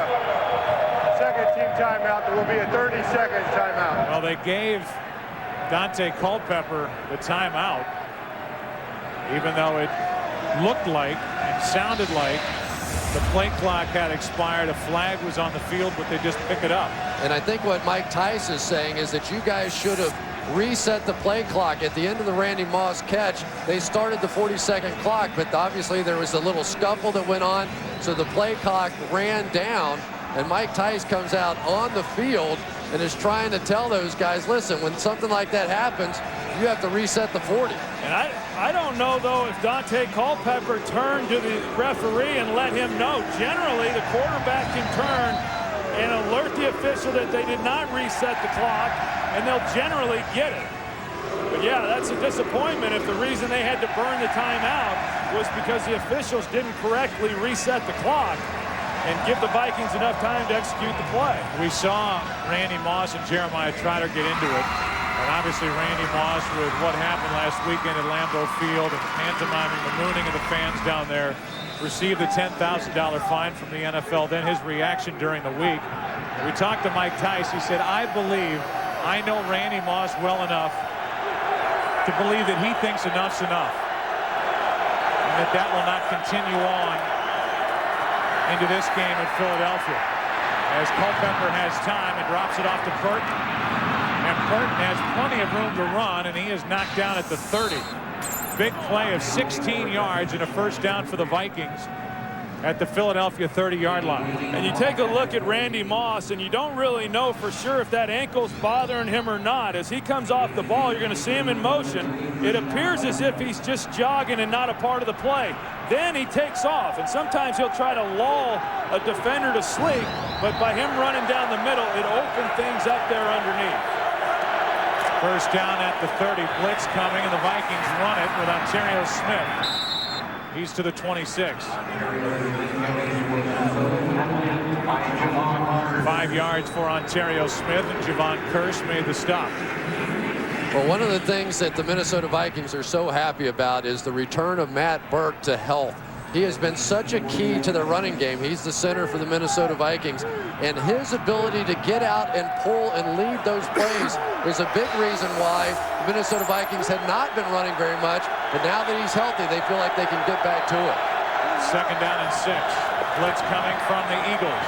Handoff is to Ontario Smith, and Ontario was able to keep his footing long enough to get it to the 20, and it depends on the spot as to whether that's enough for a first down. You know, one of the things the Eagles like to do is they like to bring Jeremiah Trotter and just have him blow everything up. He's the middle linebacker, and he doesn't always have to get there. That time he takes on Matt Burke, but by his presence coming up the middle, it forces the runner to get to the outside. And Jeremiah Trotter, he'll do that in the run game. He'll also do that within the passing game. But Jim Johnson feels that that's what he does best, just trying to blow up the interior of that offensive line. And he got there so quickly, Matt Burke had no choice but to hold him. I don't know how in the world they didn't make that call. You look at what a difference Trotter made when he took over in the middle. And the rushing yards allowed per game 1 through 8. They had Semino there, and Semino right now, after being moved to the outside, is out with a strained ankle. And then when Trotter came in, it was an immediate difference. Third down and inches.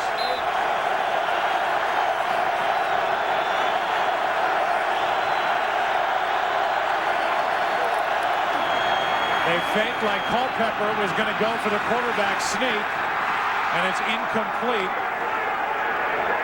Defending was Brown and Lito Shepherd. Not a bad idea, but the Philadelphia Eagles defense didn't bite. But I've got to believe that they did that knowing they were going to go for it on fourth down. You saw Dante Culpepper fake like it was quarterback sneak, hold it for a second, pull up, and then take a shot at the sideline. But they did it with the intention here of going for it on fourth down. 4th and inches. And Culpepper takes it himself. And I'll tell you what, that's close. Where the side judge is running in, it looks like they've got it. but I didn't see much movement interior there. Boy, Jeremiah Trotter that time not only came on the blitz, but got down so low that Matt Burke couldn't root him out of there. It's a first down for Minnesota. Watch Trotter get down there and just pile that whole thing up. Boy, is he a load coming through on those blitzes. Well, you talk about Jeremiah Trotter. He had Pro Bowl seasons when he was here in his first stint. Then he went off to Washington, did not play particularly well, came back off the knee surgery, and this scheme really fits him well. Handoff is to Ontario Smith. And there's Trotter again. And here's the biggest point about Jeremiah Trotter. He wanted more money. He didn't get it. He had a clash with Andy Reid.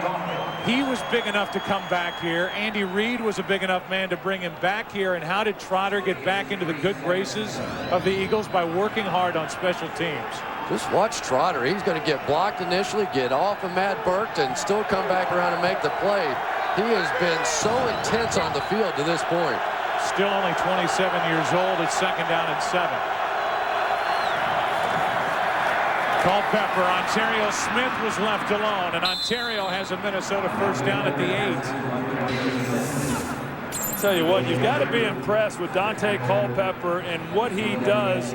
Every time he's asked to come out and kind of answer the bell, so to speak, when an opposing offense goes down the field and scores, he's been able to do it. And I know that at the end of their regular season, they struggled and they did not win a lot of football games, but it certainly had nothing to do with Dante Culpepper. In fact, over the last 16 games, 14 touchdowns with only 1 interception. On 1st and goal, Robinson, incomplete, out of bounds. 2nd and goal. The jam at the line of scrimmage that time by Lito Shepherd, I believe it was, on the outside, forced Marcus Robinson to go so wide there was no room left on the field for Dante Culpepper. That is just too small of an area. And he came close, Robinson did, but I think that first foot is going to come down out of bounds. Good call by the officials.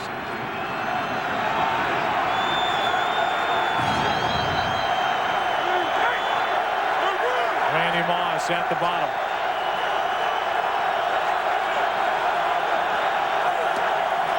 Just got it away. Culpepper inside the 5. They'll mark him at the 3. It's 3rd and goal, and that was a design draw by Dante Culpepper. That's exactly right, Joe. Yeah, and that's one of the weapons that they have because of his ability. Not only his ability to run, but because of his size. And you spread a defense out like that, and then you've got a blocker for a defender, and it's one-on-one matchups, and it's a matter of Culpepper at that time just finding a lane. You know, and I don't think they necessarily have to get the touchdown on this down. It brings the possibility of a run back in here because they may well go for it on 4th. I agree. If they can pick up 2 or 3 yards here, I would fully expect them to go for it on 4th. Culpepper looking to throw. In trouble. Gets rid of it. Up for grabs, and it's incomplete. Randy Moss the closest to it. Michael Lewis and Lito Shepherd were defending for Philadelphia. They're saying that they're going to go for it still, even with the incompletion. Now they changed their mind. Yeah, Morton Anderson will come on the field, and they will try to close down the lead a little bit, which is right now 14 points. And it's really one of the first times that we've seen Javon Curse today. Adam Goldberg's been doing a nice job on him. 21-yard try. And now Farad throws it through the back of the end zone, and the Eagles will take over. You are not going to believe what happened on this play. Randy Moss was supposed to stop on the sideline, and Gus Frerotte was going to come up and hit him with the pass, and Randy Moss jogging off the field instead of stopping at the line of scrimmage and going back and making the play. You see him saying, get out there, but nobody told Gus Frerotte, and so when he raised up, Moss wasn't there. He looks right for Randy Moss on the left sideline. He's not there, and Frerotte has no idea of what's going on. Well, that's clearly on the sideline there because it's obvious that Randy Moss was not certain what the play was. Initially, he thought they were going to run the fake. Then, for whatever reason, he looked to the sidelines. Then they made it look like they were not going to go for the fake. That's on the sideline right there, not communicating properly to those guys in the huddle. And you can see Tice trying to call timeout. They did not get the timeout. Instead, turn it over on downs as Westbrook bounces it outside. And it is forced down to the 9. You know, my guess is they said the very first time that we get down in some kind of field goal formation, we're going to go to that. I cannot imagine the scenario. And Randy Moss knows that they blew an easy touchdown. He would have had an easy walk-in play. I think the New England Patriots were the ones that ran it earlier this season against St. Louis. And that was just going to be a gift touchdown. And obviously Gus Frerotte had no idea he wasn't there. Although you'd think he'd at least turn around and take a look or call timeout if he saw him running off the field. Westbrook is lined up wide at the top of your screen as they hand it off. Out to the 10-yard line as Dorsey Levens picked up 1, and now a big third down coming up for this Minnesota defense. Yeah, and this becomes a big third down here because the Philadelphia Eagles have been able to convert 67% here in the first half on third down, and when you get a team like this backed up, you've got to be able to step up and stop them on third down and give the ball back to your offense with not only good field position, but with an opportunity to go in and score prior to the end of this half. Missed out on the opportunity. Sorry, Joe, there not at least coming away with 3 points by electing to fake the field goal. Minnesota with only 1 timeout remaining. It's third down and 4. McNabb throws, and left alone is Pinkston. Absolutely wide open for a first down, 13 yards. Unbelievable move by Todd Pinkston this time, and he got some help from McNabb as he came in, sold the slant. That's when McNabb did the pump fake, and Brian Williams jumped all over it. Pinkston was wide open. But Chris, Brian Williams and Antoine Winfield are playing right into their hands. I mean, they knew coming in that the problems that the receivers have had for Philadelphia, minus Terrell Owens, is the press coverage. We've seen it twice the entire first half. I couldn't agree more. On first down, Levens. A nice run by Dorsey Levens for another Philadelphia first down. He got 11. And somewhere Ricky Manning Jr. is saying, didn't you guys watch the championship game last year and what we did to Todd Pinkston? You can't let him come off the ball running free. He's one of the fastest guys on this team, a major deep threat. Right now they're looking at Jermaine Mayberry on the sideline, so he is not in his right guard spot. I'm not sure it matters that much, though, because they have had so many guys in and out at the guard position this year. Now Steve Shulo goes in, and he's played a lot. On first down, McNabb throws the pass complete to Perry. That ball's alive. And that ball is a live ball, and the Vikings have it. Perry lost the football along the sideline, and as the ball was laying there, Claiborne was there to pick it up for the Vikings. Exactly what happened in last night's game with the Atlanta Falcons. When Michael Vick laid it down, it goes to the ground, nobody touches him. He's alive, the ball's alive, and they come up and get it. The question is, was he in contact with the ball when he was on the sideline? I would think that would at least be worth a challenge. Claiborne had been out of bounds, came back in, and recovered the fumble with the ball laying there on the ground. The Vikings are going to come up and try to run a play quickly. But I think the ruling is a defensive player can be out of bounds and be the first to touch. An offensive player cannot. So by the fact that he reestablished himself, I believe he has the right to pick up that ball. Now the question may be, Philadelphia is challenging the ruling on the field that the defender and the receiver were both out of bounds in the recovery. Yeah, see, that's what I think is, was he on the sideline when connection to the ball, and therefore the ball would have been out of bounds by rule? A challenge. We'll come back and get the answer after this. Brown keeps my customers in the loop. Used to be they didn't know when they'd get their sunglasses, so they'd call me. Now, with UPS, my customers get an email letting them know when their order is going to arrive. It's like I answer their questions, even before they ask. How'd you do that? I'm telepathic. Email notification for better customer service. UPS, what can Brown do for you? The Is this parents against kids? Parents, are you tired of your kids going over your family's wireless minutes? And kids, tired of them hassling you just for talking? Well, good news. Sprint got rid of ugly overages. Protect your family from ugly overages. Now, 100 extra minutes only cost $5. Other plans charge at least $35, and unlimited Sprint PCS to PCS calling is included. Now you can save your money for the cleaners. Thank you. Sprint PCS. Now that's better.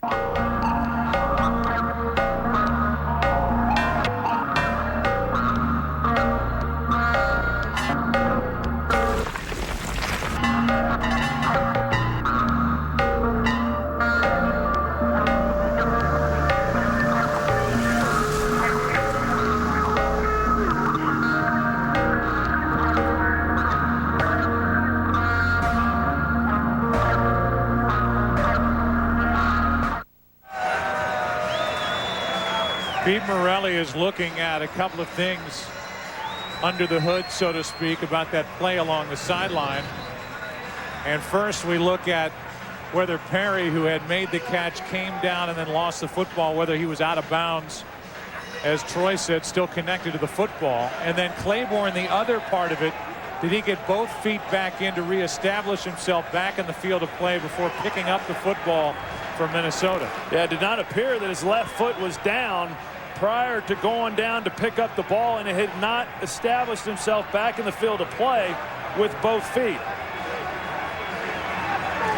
So that's the word we get from the league, that they're looking at both pieces, and anytime they go to a review, they can look at any part of the play. As we again look at the front end of it and Josh Perry coming down, I think the ball is clearly out and away from his body before he gets onto the sideline and is in essence out of bounds with the football. But here's the other part for Minnesota. Claiborne with his right foot down, picks up the football, then the left foot comes down. And Pete Morelli has seen enough to make his decision.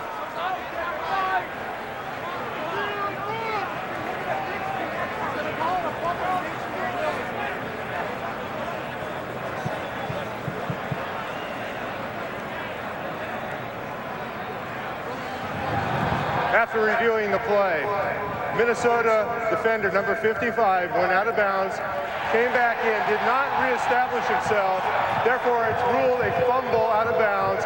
Philadelphia ball, first and 10, second down on the 41-yard line. It was a first down catch and run, and Josh Perry exhales as here he nearly gave the Minnesota Vikings a chance to put up some points here before the end of the first half.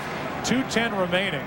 And it's second down for Philadelphia with a ball at their own 37. And how many breaks have the Philadelphia Eagles gotten? There have to be some fans in Philadelphia saying maybe all these years of bad luck starting to come full circle now. They get the touchdown out of the fumble that goes to Freddie Mitchell. Now this one clearly a fumble. They don't reestablish coming back in. A lot going in Philadelphia's favor right now. They're going to move the ball up to the 41-yard line. And they will make it second down and 3 for the Eagles with now 2:11 remaining in the half.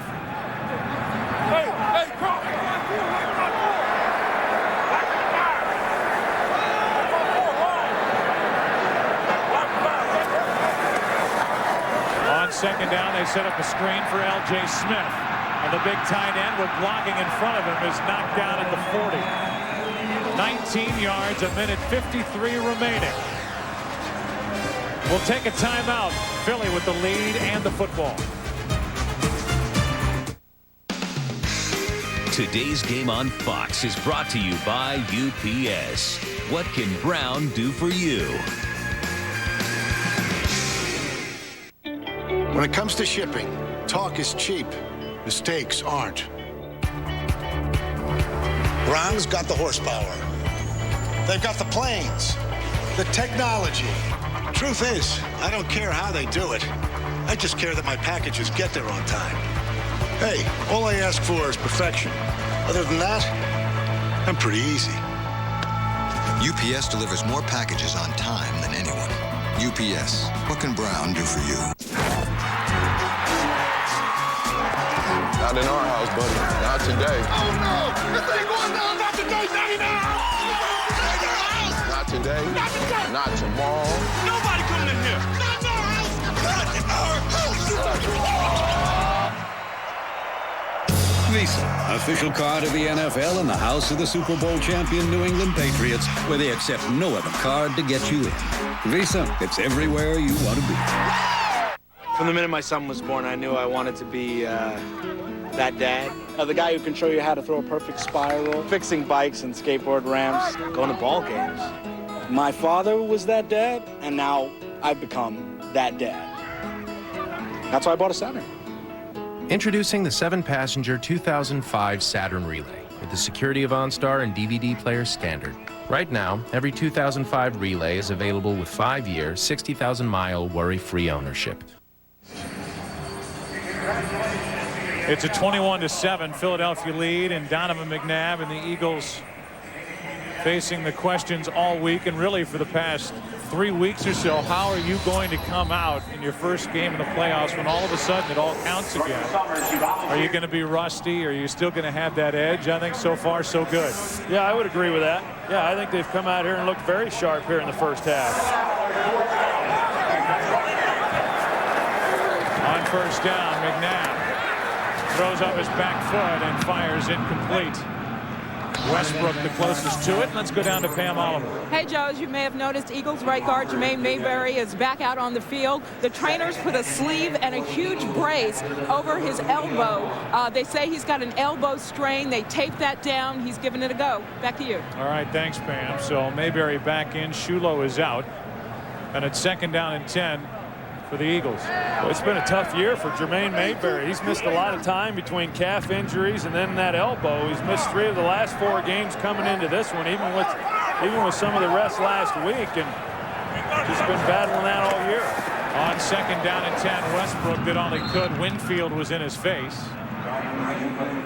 The winner of this game will move on to take on the Atlanta Falcons, and taking St. Louis and the way they played guys out of it for a moment defensively and special teams wise, you can't help but come away impressed with what the Falcons did last night.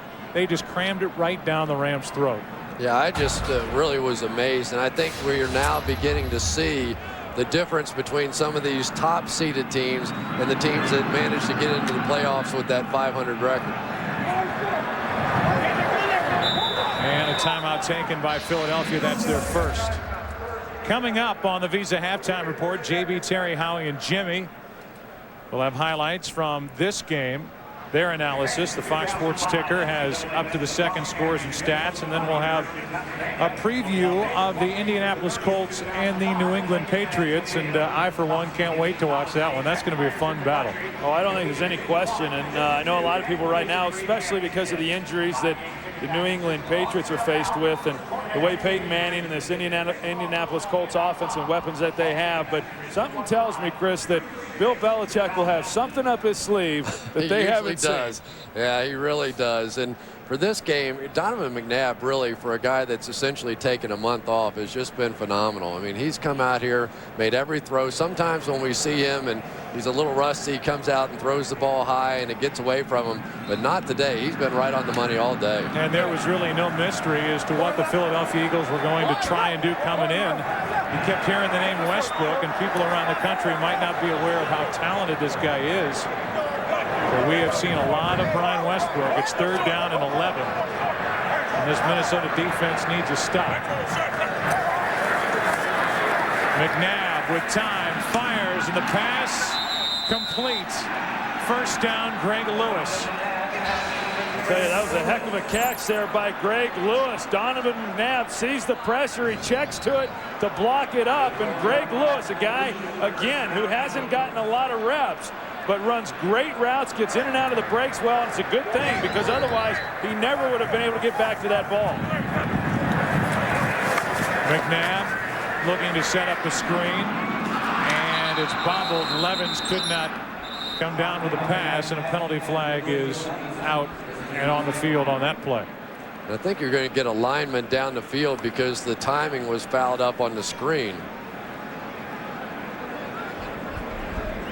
Ineligible man, downfield, number 63 offense. 5-yard penalty, still first down. They get Hank Fraley, the center. And Hank saying, what took you guys so long, man? I'm sitting down there counting 1,001, 1,002, 1,003. Screen's supposed to be gone, and I'm 20 yards down the field. I tell you, I remember back in 2001 when they lost Bubba Miller, their starting center for the year in training camp, and they brought in Hank Fraley to replace him, and everybody thought, oh no, we don't have the right guy. We're going to be weak at that spot. The guy hasn't missed a game since. The legend of Honey Buns was born shortly thereafter. That's right. First down and 15. Handoff is to Levens. And he's knocked down inside the 30 at the 28 by Kevin Williams. A gain of 6. 28 seconds left in this first half. Well, the premiere of American Idol is coming up on Tuesday night, 8 Eastern, 7 Central, a 2-hour season premiere. You know, I think the first few shows are my favorites. When they have all the people on there that sing like I do. You know, those are the guys I like, the shebang guys, and, you know, all those people are the ones that I like to watch. I have to say, though, listening to Tony Siragusa try to do that last night, it took me an extra hour to try to fall asleep after that. Yeah, they may not get much viewership if that's what it's going to be. Second down and 9. Right now, in case you're wondering, it would be a 46-yard field goal try from this point for David Akers, who's got a great left leg, a strong left leg, and with the wind whipping around here in this stadium, the Eagles offense would like to make it a little easier on them, if not getting into the end zone. McNabb with forever over the middle. Kingston makes the catch, and he's got a first down inside the 10. And the Eagles will spend their final timeout with 16 seconds left. You know, that's just absolutely awful on the part of the pass rush from the Minnesota Vikings, Troy. They have not even gotten close all day. Well, you know, Mike Tice yesterday said we may not get a sack, but he said that in reference to we're going to try to contain Donovan McNabb, and they certainly were able to contain him, but you got to get some pressure. There's not a quarterback in this league that if you give him this kind of time to throw the football, that he's not going to find somebody open down the field. And one of the reasons why he had so much time was because of the double team there with John Runyon and Jermaine Mayberry on Kevin Williams. Well, and one of the reasons that they can't afford to rush more guys and try and blitz and bring some pressure is they haven't been able to come up with an answer for Brian Westbrook. And I think you got to look at what the Eagles have done here in this first half. They've got a touchdown drive that's 92 yards long. And here this drive began on the 4-yard line. And here they are now on the 9, knocking on the door for another touchdown. Remember, this drive started when the Minnesota Vikings tried to fake it on 4th down, and Moss was not on the field. Turned it over on downs, and now the Eagles are looking for 6 as they throw to L.J. Smith, incomplete.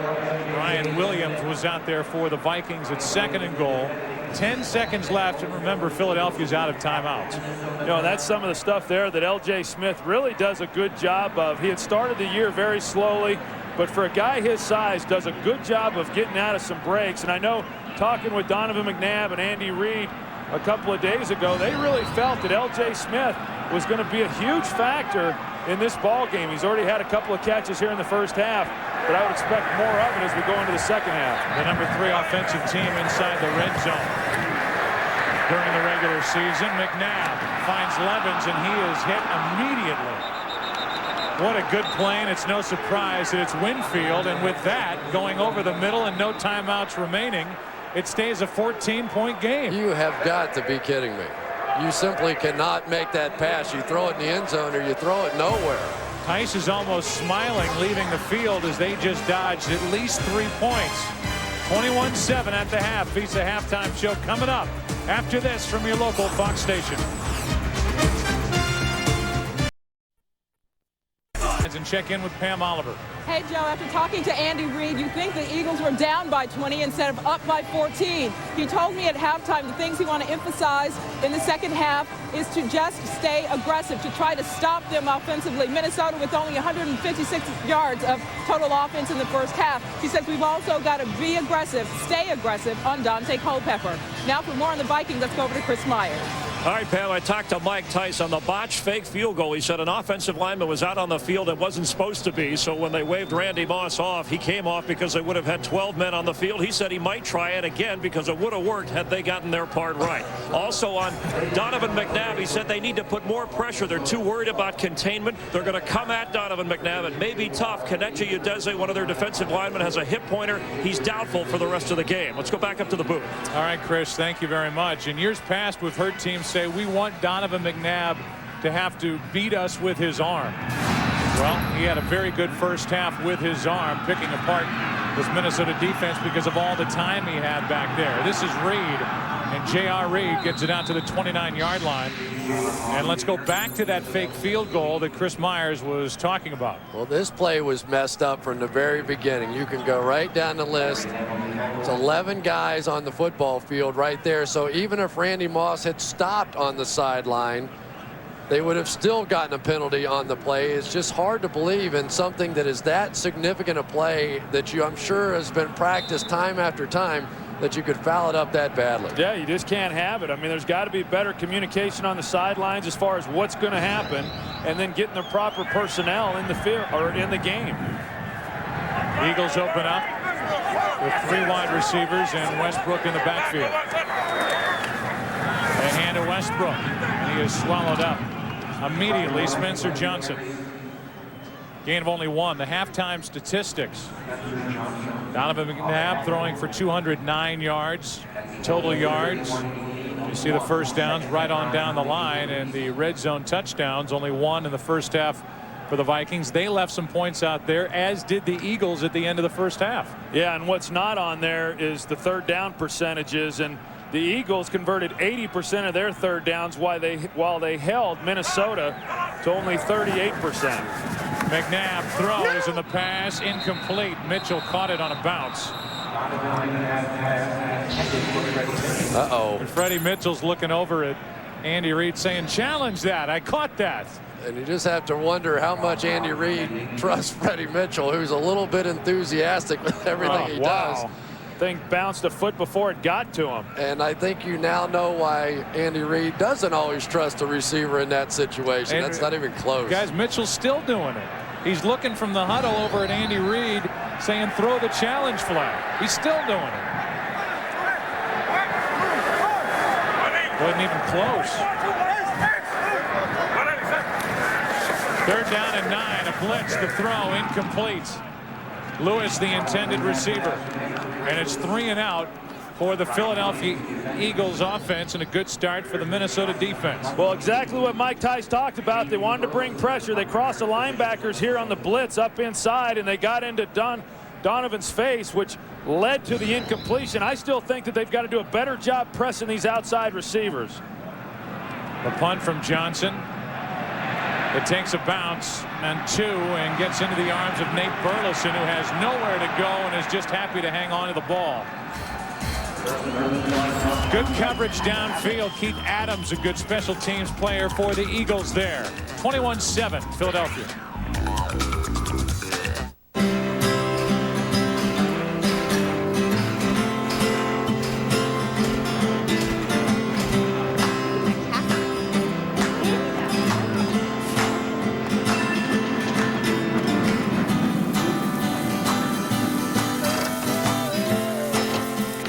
With more Southwest Airlines flights to more places than ever before, America is your backyard.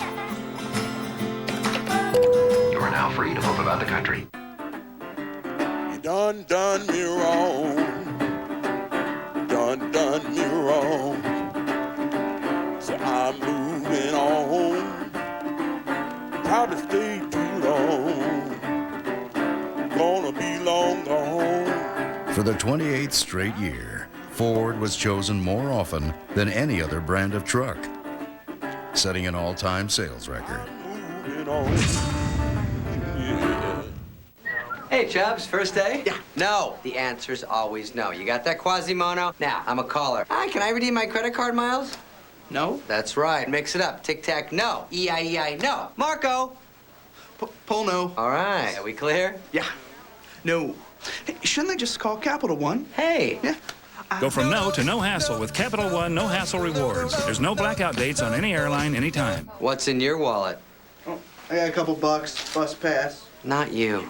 This telecast is copyrighted by the NFL for the private use of our audience. Any other use of this telecast or of any pictures, descriptions, or accounts of the game without the NFL's consent is prohibited. The NFC Divisional Playoffs on Fox are brought to you by Southwest Airlines, proud sponsor of the NFL and official airline of Super Bowl 39.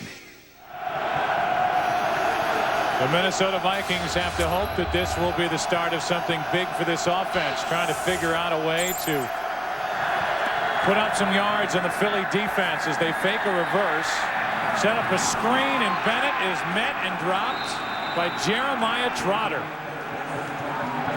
Can't say enough about the game that Trotter has had and what a difference he's made since taking over in the middle at the linebacker spot for the Philadelphia Eagles. Well, absolutely right, Joe. And Javon Cris almost had this one.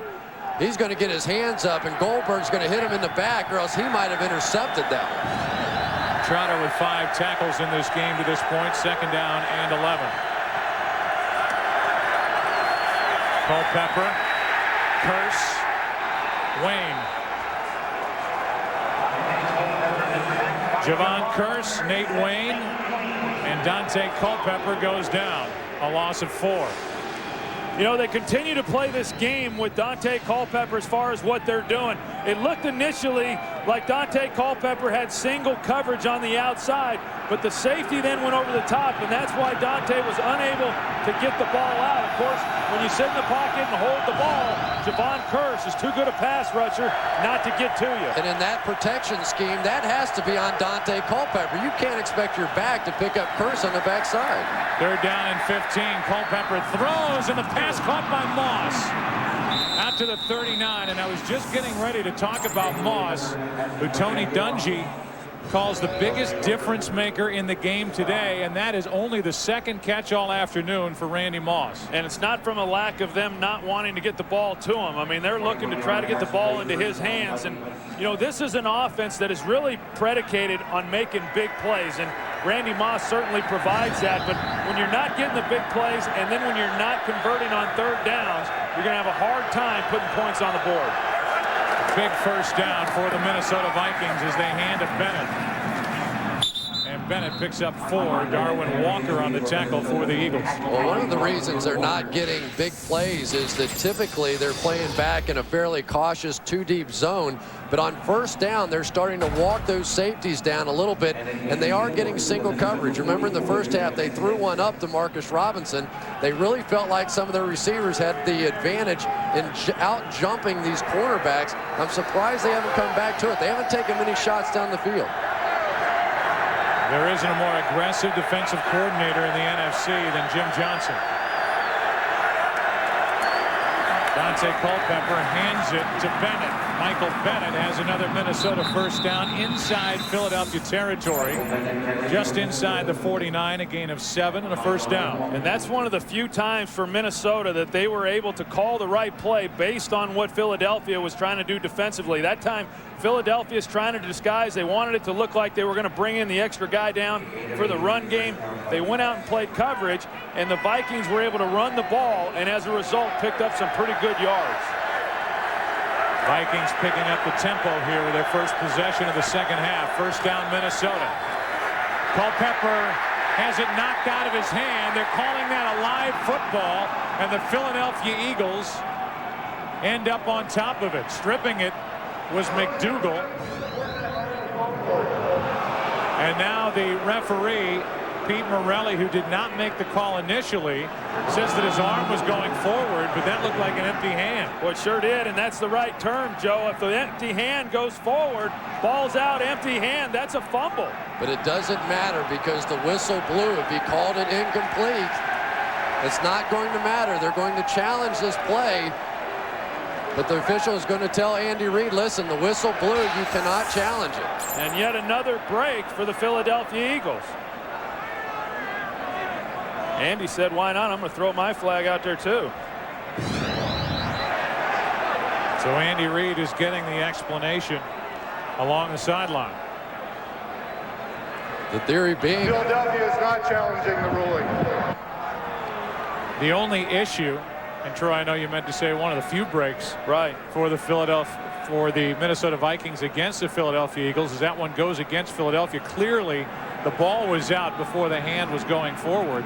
The only thing, if you wanted to challenge, is determining field position, but in the end the Eagles aren't going to get the football, so why waste a challenge? And again, it goes back to the officials not supposed to rule those incomplete so you can challenge it.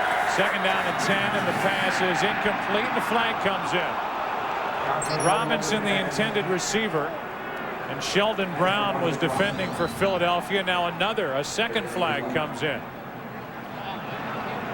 Boy, it looks like they're going to get a hole. 24 to defense, 5-yard penalty, 1st down. And I have to tell you, on first glance, I didn't see that one. I thought, if anything, it looked like Robinson was initiating the contact and came off late. So with Sheldon Brown, it's the automatic 1st down, and the ball is placed at the 43.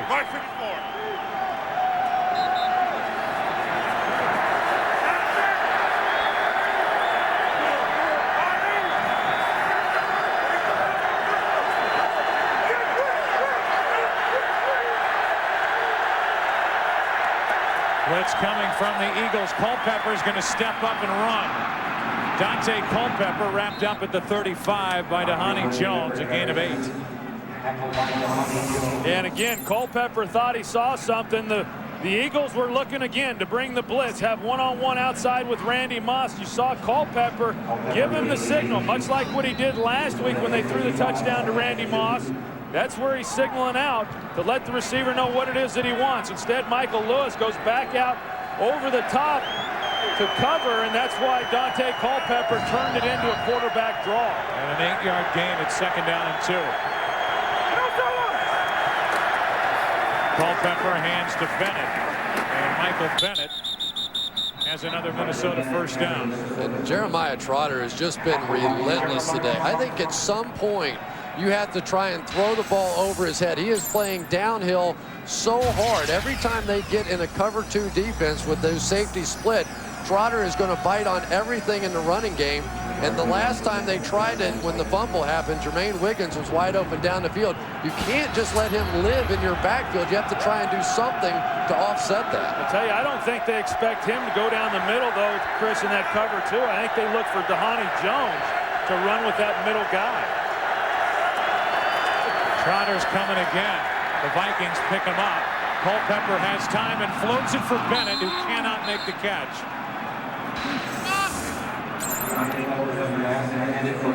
So incomplete. That'll bring up 2nd down and 10. Well, that time it was Keith Adams who was down the middle trying to cover Jermaine Wiggins. Wiggins has been a big threat for this offense, and I just think once you start, especially on early downs before they get the nickel and the dime in there, give him a little bit of a chance to work the middle of the field against these linebackers. Keith Adams is not really known as a cover linebacker, and they haven't given him much opportunity in the middle. This is the 10th play of the drive. Drive the Vikings needed. Down 14, but they've got to finish it. Culpepper slipped as he threw it. Still completes it to Robinson. 3rd down coming up as Robinson got 5 yards. Javon Curse was the one downfield making the tackle after the completion to Marcus Robinson.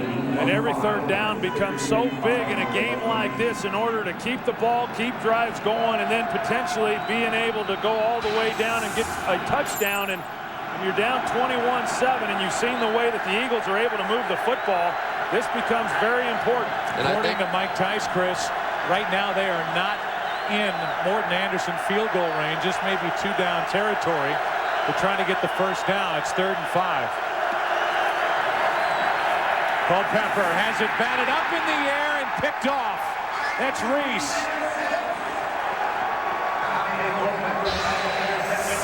And the Minnesota Vikings, who had gone 3 games without a turnover, turn it over, and the interception for Reese. They stunt right into an interception. What a play by Ike Reese. Done me wrong. Done me wrong. So I'm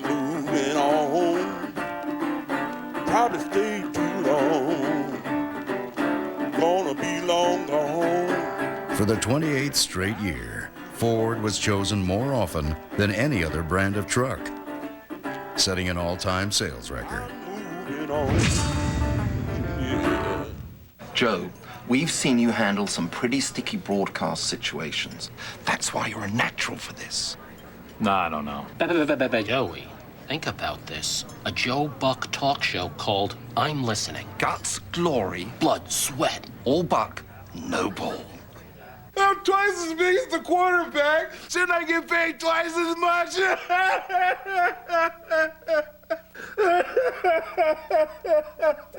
Thanks, Joe.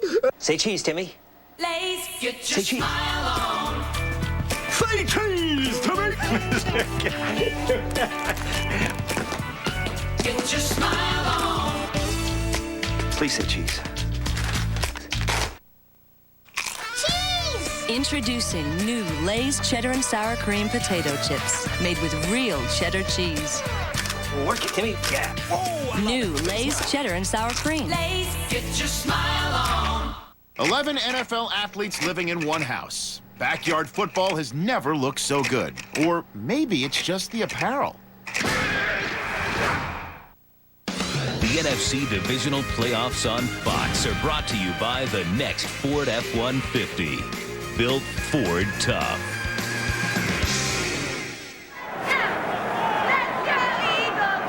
The first turnover of the game. A fantastic athletic play by Cris. Got his hands up. Knocked it up into the air. Came down with the interception. And Donovan McNabb guns it out to Mitchell for a Philadelphia first down.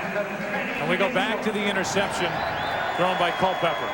Here's Reese here, but here's Javon Curson. They're paying a lot of attention to him, but watch Reese come right this way and actually get blocked on the play, but have the presence of mind to get his hands up, tip it in the air, and make the play. Just a tremendous athletic play that time by Reese.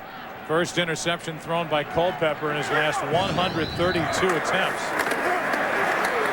As Westbrook gets it. Crosses the 45 out to the 46, gain 3. First one there was Williams. You know, when you talk about the Philadelphia Eagles offensively and how much Andy Reid likes to throw the football, and, you know, clearly that's what they base this offense on, is the ability to spread it around. And actually the Eagles they ran the ball the second fewest times in the National Football League, only averaging 23 rushing attempts per game, but yet they were 8th in the National Football League as far as yards per carry average at 4.4. And so they're effective with the run when they use it. On second down and 7, McNabb in trouble. Gets away from Thomas and is forced out by Antoine Winfield. Ended up with no gain, maybe got half a yard on the play. But McNabb is having so much fun and has a smile on his face. And probably the biggest reason is they really are getting no pressure on him. Even on that one, he just ran because he saw a lane to try and take off and run through. But the 4-man rush of the Minnesota Vikings really has not gotten there all day. You know, you talk to Donovan McNabb and you say, are you going to look to run the ball more now that Terrell Owens is not playing? And, you know, I knew the answer to that before I even asked. He wants to throw the football, and he's never been a guy who looks to run. He always is scrambling around looking to throw the ball first, and that's not changed. Timeout, Philadelphia. Donovan McNabb is having a ball. Leading by 14 points. Imagine how good it would feel to pay off your high-interest credit cards. And that's just one of the great things refinancing with AmeriQuest can help you do. I knew that I would not. Your own personal AmeriQuest loan specialist can help you lower your monthly payments. We'll even do the paperwork. So good. So good. Call 1-800-AmeriQuest now or go to AmeriQuest.com. AmeriQuest, the company that knows you are more.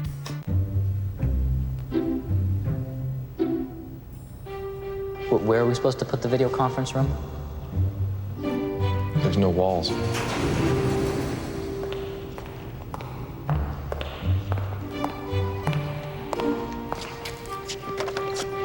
What's this? Your video conference room.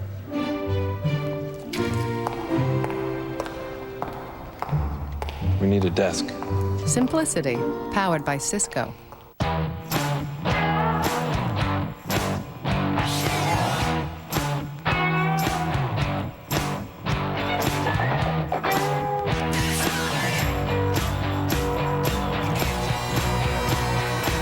Fuel economy like a car. Cargo room and versatility like an SUV. The totally new Ford Freestyle. One vehicle, endless possibilities. Ford, built for the road ahead. Once a year, we get to experience the thrill of a lifetime. And once a year, we get to turn an unknown. You are the sexiest voice ever. Into a superstar. You think you've seen the best? You haven't seen anything yet. American Idol premieres at 8/7 Central Tuesday on Fox. Chilly, windy day here in Philadelphia with the Eagles gunning for their 4th consecutive appearance in the NFC Championship game. Their 3rd straight here at home. Well, the Vikings are trying to become the first 6th seed to make it to the championship round. As McNabb throws it short. He had Johnstone at his feet with Trey Thomas trying to keep Johnstone away. And that'll bring up 4th down. And we look at Wilma McNabb, Donovan's mom. She's become quite a celebrity herself in some of those soup commercials. Got the champion's hat on. Maybe she knows something we don't know. 6.5 minutes left in this 3rd quarter. Dirk Johnson punts it. And it checks up just inside the 20 and bounces back out to the 23. 31-yard punt. Michael downfield to down it. Dante back to work, down 14. Cold hard facts. As the Super Bowl approaches, millions of bottles of refreshing frost-brewed Coors Light will be tackled. Fans will get in touch with their inner linebacker. Grown men will dance. Games will be won. Voices will be lost. And tons of lucky hot dogs will be washed down by Rocky Mountain Cold Coors Light. The coldest tasting beer in the world and the official beer sponsor of Super Bowl 39. You done me wrong. Done me wrong. So I'm moving on. Probably stay too long. Gonna be long gone. For the 28th straight year, Ford was chosen more often than any other brand of truck, setting an all-time sales record. I have a new friend. He told me to call him Charlie. It's not unusual for a child to create imaginary friends. Charlie doesn't exist. I'm gonna make him mad. Why would you do this? It was Charlie. Did Daddy tell you about my mommy? Let's hope you don't wind up like her. Robert De Niro, Dakota Fanning. Do you like games? I love games. Would you like to play one? I'm already playing. Who did this? Hide and seek. Come out, wherever you are. Rated R, January 28th. The NFC Divisional Playoffs are brought to you by Coors Light, the coldest tasting beer in the world, Coors Light, the official beer sponsor of the NFL and Super Bowl 39. By Cisco Systems, this is the power of the network now. By Hide and Seek, starring Robert De Niro and Dakota Fanning, January 28th, only in theaters. And by AmeriQuest Mortgage, the company that knows you are more. Well, the Vikings had a pretty good drive going until the Ike Reese play and the interception. So far in this game, Jermaine Wiggins, who was the leading receiver for the Vikings this year, has been shut out as they play action on 1st down, and Culpepper's in trouble, and down he goes. Jeremiah Trotter was first. Javon Curse was there to help. The bootlegs really tore up this defense the last time. They had great success, and now Jeremiah Trotter is simply running through and creating nightmares. And Dante Culpepper was trying to get the ball to Nate Burleson. Good coverage there by Sheldon Brown. And, I mean, Jeremiah Trotter, what a day he is having. He comes on the blitz. Nobody picks him up. He's able to bring Dante down to the ground, which so few guys can do by themselves. 2nd down and 22. Second Eagles sack. Culpepper trying to set up a screen, and there was nothing there. Well, you get into a game like this with these Eagles, with the Eagle defense, and it becomes a feeding frenzy. You can sense it right now with what's happening. They're in passing mode, and that's what Jim Johnson and this defense wants out of those offensive teams. And it's not a good position to be in. There's still plenty of time on the clock. Clearly, they're backed up. I think they got to be very, very careful here in what they call. You want to try to get a few yards, but more than anything, just punt it. A lot of blitzing, a lot of successful blitzing for Jim Johnson's defense. 3rd and 22. Culpepper flushed out again. Trying to buy time. Throws and completes it. A first down for Robinson. Culpepper bought enough time and then fired a rocket out to Robinson for a 28-yard gain. And what did Scott Linehan, the offensive coordinator, tell us last night? At least once per game, he makes something great out of an absolute disaster. By buying that amount of time, scrambling to the outside, he allowed Marcus Robinson enough time to work down the field, and then he comes back to the football, and this was just a bullet by Dante Culpepper. It was amazing how quickly that ball got there. He had about a 1/10 of a second more before Burgess was going to take care of Culpepper. Ontario Smith, after that huge first down, carries it for 5 yards over the left side. What a big play that was from the Vikings. Fox tomorrow, the non-stop season of 24 continues on its regular night and time. It's a new heart-stopping episode of 24 tomorrow, 9 Eastern, 8 Central, right here on Fox. 2nd down and 5 here for the Vikings. Down by 14.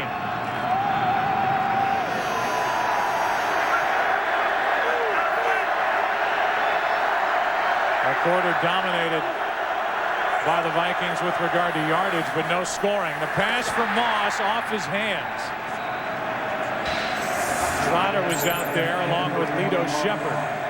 There's only about 5 or 6 plays per game where Randy Moss gets single man coverage on the outside. And when you get it, you have to take advantage of it right in his hands, and he dropped it. Right now, another critical 3rd down. The Vikings, who struggled on 3rd down in the first half, have done a much better job here in the second half. 3 drops this half for the Vikings, the latest by Moss. 3rd down and 5. Culpepper to his outlet valve Moore, and the welding Moore has a first down inside the 45, out of bounds just shy of the Philadelphia 41, a gain of 12. And what a good job by Dante Culpepper, just taking what was there by the defense, and instead of feeling like he had to throw the ball to where the first down markers were, he sees that there's nothing down the field. He comes to the swing route to Mwelde Moore and lets him run for the first down. Good job, and we've seen a lot of that this year by Dante Culpepper, making good decisions, and that's why he doesn't throw a lot of interceptions. Culpepper over the middle, another interception. It's Trotter right into his gut. Culpepper makes the tackle after Trotter gets the interception. And I can't even believe that that was the intended target. Jermaine Wiggins, who we've been talking about, who would have the ability to work the middle of the field, was wide open for a huge play, and Dante didn't even look at him. They go play action on 1st down, and Wiggins is going to get in behind the linebackers. There's nobody around him. And Dante Culpepper just focused in on one receiver, and Trotter read it beautifully. Yeah, he predetermined when he went back where he was going to throw that football, and never saw Jermaine Wiggins going down the middle.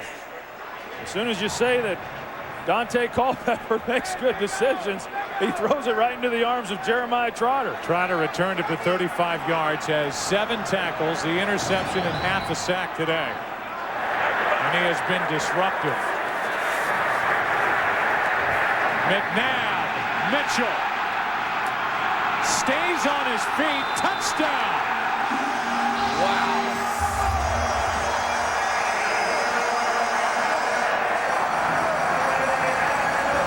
Wow, what an effort by Freddie Mitchell, the people's champ. Tell you, Freddie Mitchell having a big day today. Only twice all season has he had a game where he's had more than 2 receptions, but he's showing up big in this one.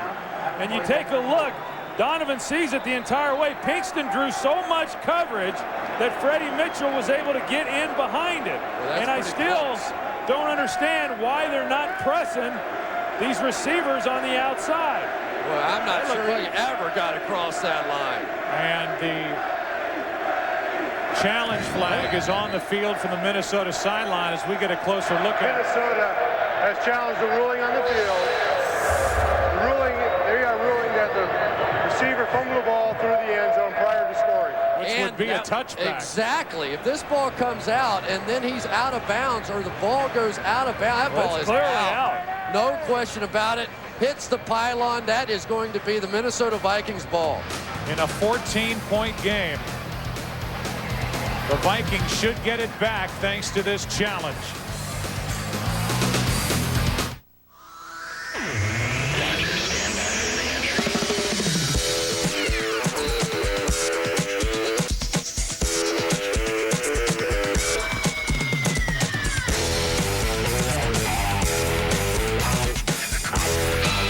The line between form and function just became razor thin. The Motorola Razr, only from the new Singular. The new Singular, raising the bar. What's that? Oh, it's a duvet cover. A what? A duvet cover. It's a decorative sham that also protects.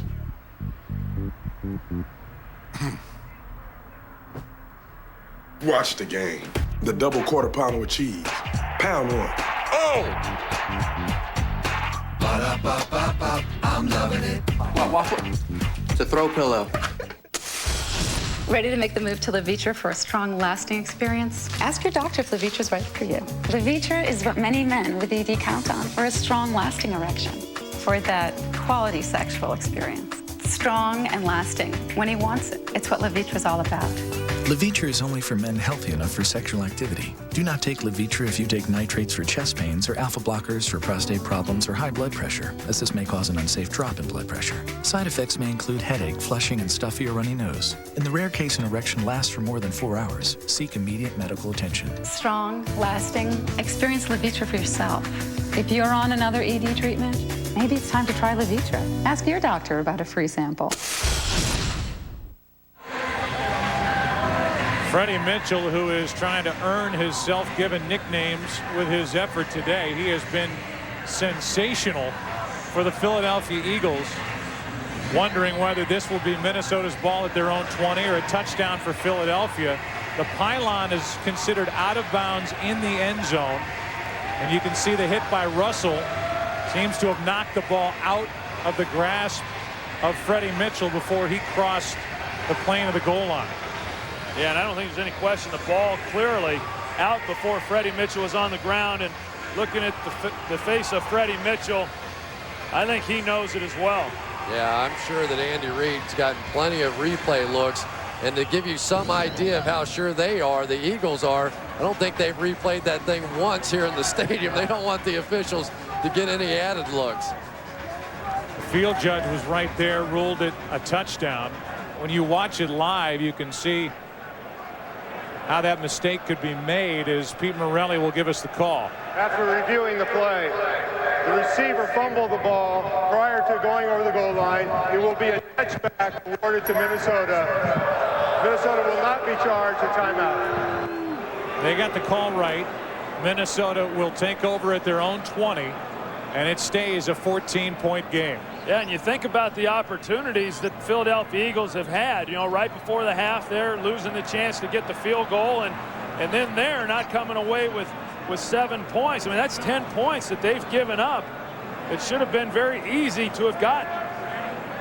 Just so you know, defensively, it's Chuck Knox Jr. who handles the replay decisions from up above in the booth for Mike Tice. And he was the one that alerted the sideline to throw the challenge flag.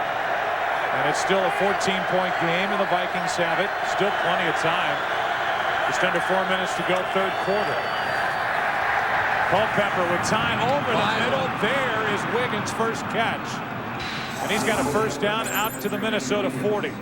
You know, Joe, I've got to tell you, that's at least the 4th time in this game I have seen him that wide open to catch a pass, and they simply haven't been able to get it to him.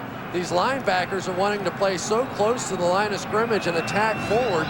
There are opportunities to get those throws in. They need to stay with this. But I guarantee you, Scott Linehan, the offensive coordinator, got with Dante Culpepper on the sidelines, and that was something that they discussed. The 9th different Viking receiver to catch a pass today is Jermaine Wiggins. Screenplay for Burleson. And Nate Burleson has room to run. Burleson still going inside the 35. Missed tackles by the Eagles. And a 28-yard catch and run by Burleson. And watch the job that Marcus Robinson does on the outside as far as blocking and allowing Burleson to get inside of that. Here's Marcus Robinson going against Lito Shepherd. He slow plays him off the ball and then immediately engages him on the block. And by driving him out of bounds, that's what allowed Burleson the extra room. You ever been to a horror movie and the freak has you and then you get away from the freak? Well, that was Nate Burleson that time. 2.5 minutes to go in the third quarter. The freak's offsides that time. Was a little too anxious. And on the free play, it's Burleson. A nice move to the inside. He's got a first down at the 19. There's a flag on the play, but clearly Cris came across too early, and the play will stand. I mean, this is really amazing. Offside, number 93 in the defense. Penalties declined. First down. To watch the ebb and flow of this game, you feel like it's so one-sided that Philadelphia has just been dominating the football game, and yet if the Vikings can go in here and score a touchdown, it's brand new. Yeah, I mean, the Eagles have had every opportunity to really give the Vikings the knockout punch. They haven't been able to do it, and to the Vikings' credit, they keep coming back. They won't go away. Another throw from Culpepper, end zone Moss, and he's overthrown. And Moss got plenty of attention from Lewis and Shepherd. You wonder, Cris, if the Philadelphia Eagles, how much the Eagles will regret the way they handled the end of the first half when they literally just left 3 points sitting there. You know, Troy's been talking about it all day. There really have been such tremendous opportunities. And for Dante Culpepper, I think sometimes when he gets in a big situation around the goal line, he tries to force it into Randy Moss. There was really nowhere to go with that one. Second down and 10.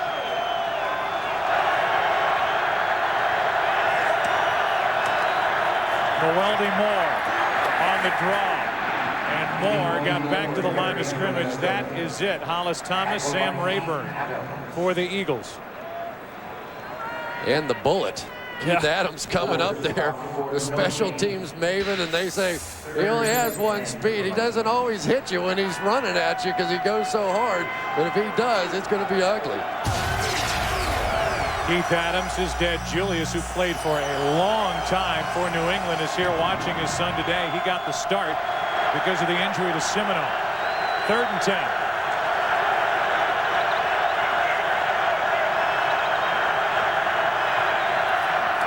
Blitz.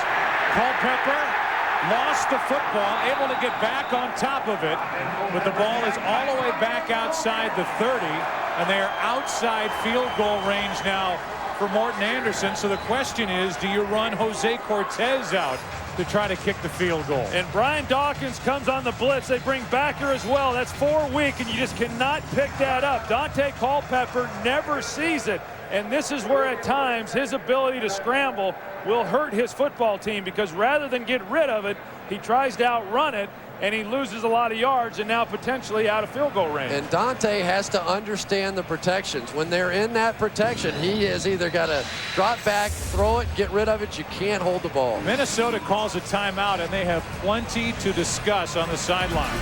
We look back. Mitchell got the first touchdown. Then it was Brian Westbrook. He was busy in the first half. Dante Culpepper ran it in from 7 yards out. And then this freak play for the Eagles out of the arms of L.J. Smith into the arms of Freddie Mitchell. And most recently, Mitchell, after originally being granted a touchdown, it was ruled a fumble off the pylon, which is out of bounds in the end zone, and a touchback. Now it's 4th and 22. The ball, Troy, is at the 31. You've got 3 options. You can try to kick the field goal. You could potentially punt, which doesn't make much sense. or you can go for it. And on 4th and 22, they're going to go for it. I don't like this decision at all. I mean, I think that you kick a field goal. If you happen to get another field goal and then a 2-point conversion on a touchdown, you'd be right there at 21. If they were to kick a field goal from this point on the field, it would be Jose Cortez and not Morton Anderson. On 4th and 22, Culpepper, Moss, incomplete, and the Eagles take over. There was nowhere to go as Randy Moss was covered brilliantly by Hood and Michael Lewis. Yeah, they had 2 guys back there on Moss defending him, and I thought inside on Burleson, number 81, that maybe that would have been the best opportunity for Dante. If he works back there, he's one-on-one on a linebacker, but Dante had determined, I'm going to go up to the best receiver I've got, try to throw it up high and give him a shot. We talked earlier about the missed opportunities by the Philadelphia Eagles that they've had in order to put the Vikings away. How about the Vikings? I mean, they go down there, they failed to execute the fake field goal where they could have come away with some points, and then obviously the big sack, which knocks them out of field goal range just 2 plays earlier. Well, twice now on that drive, he threw passes to Randy Moss when there was no possibility of getting that into him. So a first down for the Eagles as they take over. Turnover on downs, and Freddie Mitchell continues his fine day with a first down catch, good for 11 yards. You know what's interesting? Out of all these receivers, the guy that kept playing all the way through those 2 meaningless games was Freddie Mitchell. And I thought maybe he might be a little bit sharper than the other guys coming out here. And but for the fumble, he has been. So in other words, you called this. In my mind. In your mind. Yeah, I did. Now he did. Good. Yeah. If you remember, in my mind, I said it would be 21-7 Philly after 3, which is the score as this Fox NFL special will continue after a word from your local Fox station. I hate you. All right. We're even for the day. 21-7 after 3 in Philadelphia. You're watching the NFC Divisional Playoffs on Fox. A controversial website targets high school cheerleaders. Parents speak out tonight at 10. Chevy Malibu LT versus Toyota Camry XL EV6. Malibu has factory-installed remote vehicle start. Camry doesn't. Malibu has a flat fold front passenger seat. Not Camry. Malibu even has better fuel economy. Proof, once again, that all cars are not created equal. And even with all this, the 2005 Chevy Malibu LT is still over $1,200 less than Camry XL EV6. Chevy Malibu, an American revolution. See your local Chevy dealer.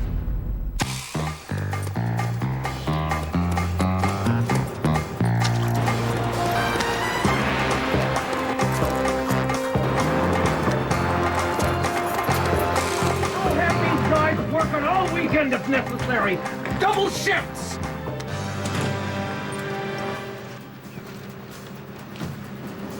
Looking good, fellas. Looking good. When you gotta have a hoagie, you gotta have a Wawa. When I first heard about free on-demand from Comcast Digital Cable, I was suspicious. This on-demand feature, it's free? Yeah, there's tons of free stuff to watch whenever you want. And satellite doesn't have it? No. Huh. You pass. But now we're watching on demand more than regular TV. I get sports like free NFL replay. There's lots of free stuff for the kids. Who left this on? I'm thrilled with Comcast. Suspicious about other things. That was then. This is Comcast. Right now, when you get Comcast cable, you can add Digital Plus with Showtime for just $1 more.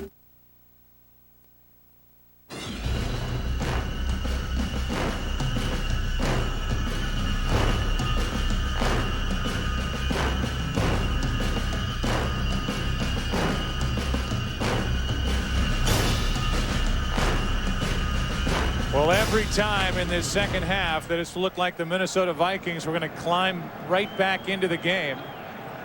A mistake has been made. The big sack by Brian Dawkins set up the 4th and 22, and it's still 21-7. 15 minutes left in this divisional playoff game. Back to Westbrook, and Brian is out to the 46. Well, the question was, how would the Eagles wide receiving corps answer the call without Terrell Owens in this first playoff game? And from Lewis to Pinkston to Mitchell, it's been pretty good. Yeah, it has. I mean, they've done a good job. They've elevated their play. A lot of question marks coming into this game. I'm still surprised, however, and I've said it already, but that the Minnesota Vikings have not come out and really challenged these guys, because over the years, these receivers have had problems with defenders in their face. They've allowed them clean releases off the ball all day. It's 2nd down and 7. McNabb going for it all down the field. Incomplete. And a flag comes out. Pinkston, the intended receiver.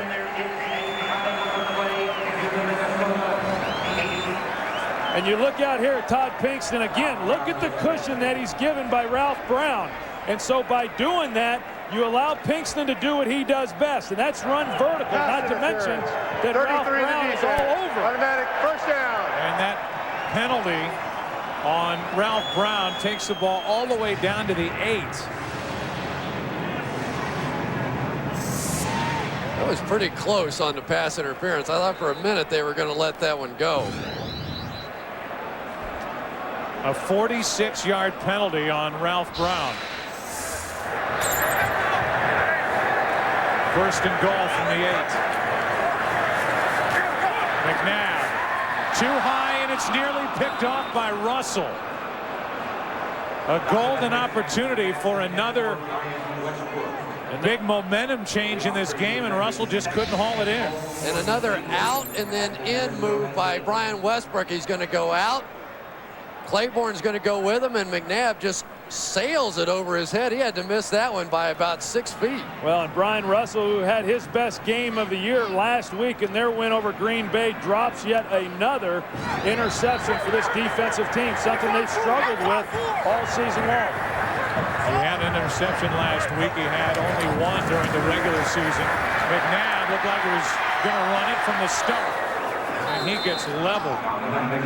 Rontarius Thomas with a big hit, a gain of 5, bring up 3rd down and goal. And Joe, you brought up a great point, because last season the two safeties, Corey Chavis and Brian Russell, between them had 17 interceptions on the year.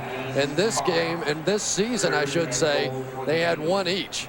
And so you're talking about a reason why this defense fell off this season the way they did. They just didn't make the plays they made a year ago. That, by the way, Chris, was the first rush of the day for Donovan McNabb. Brings up 3rd down and goal.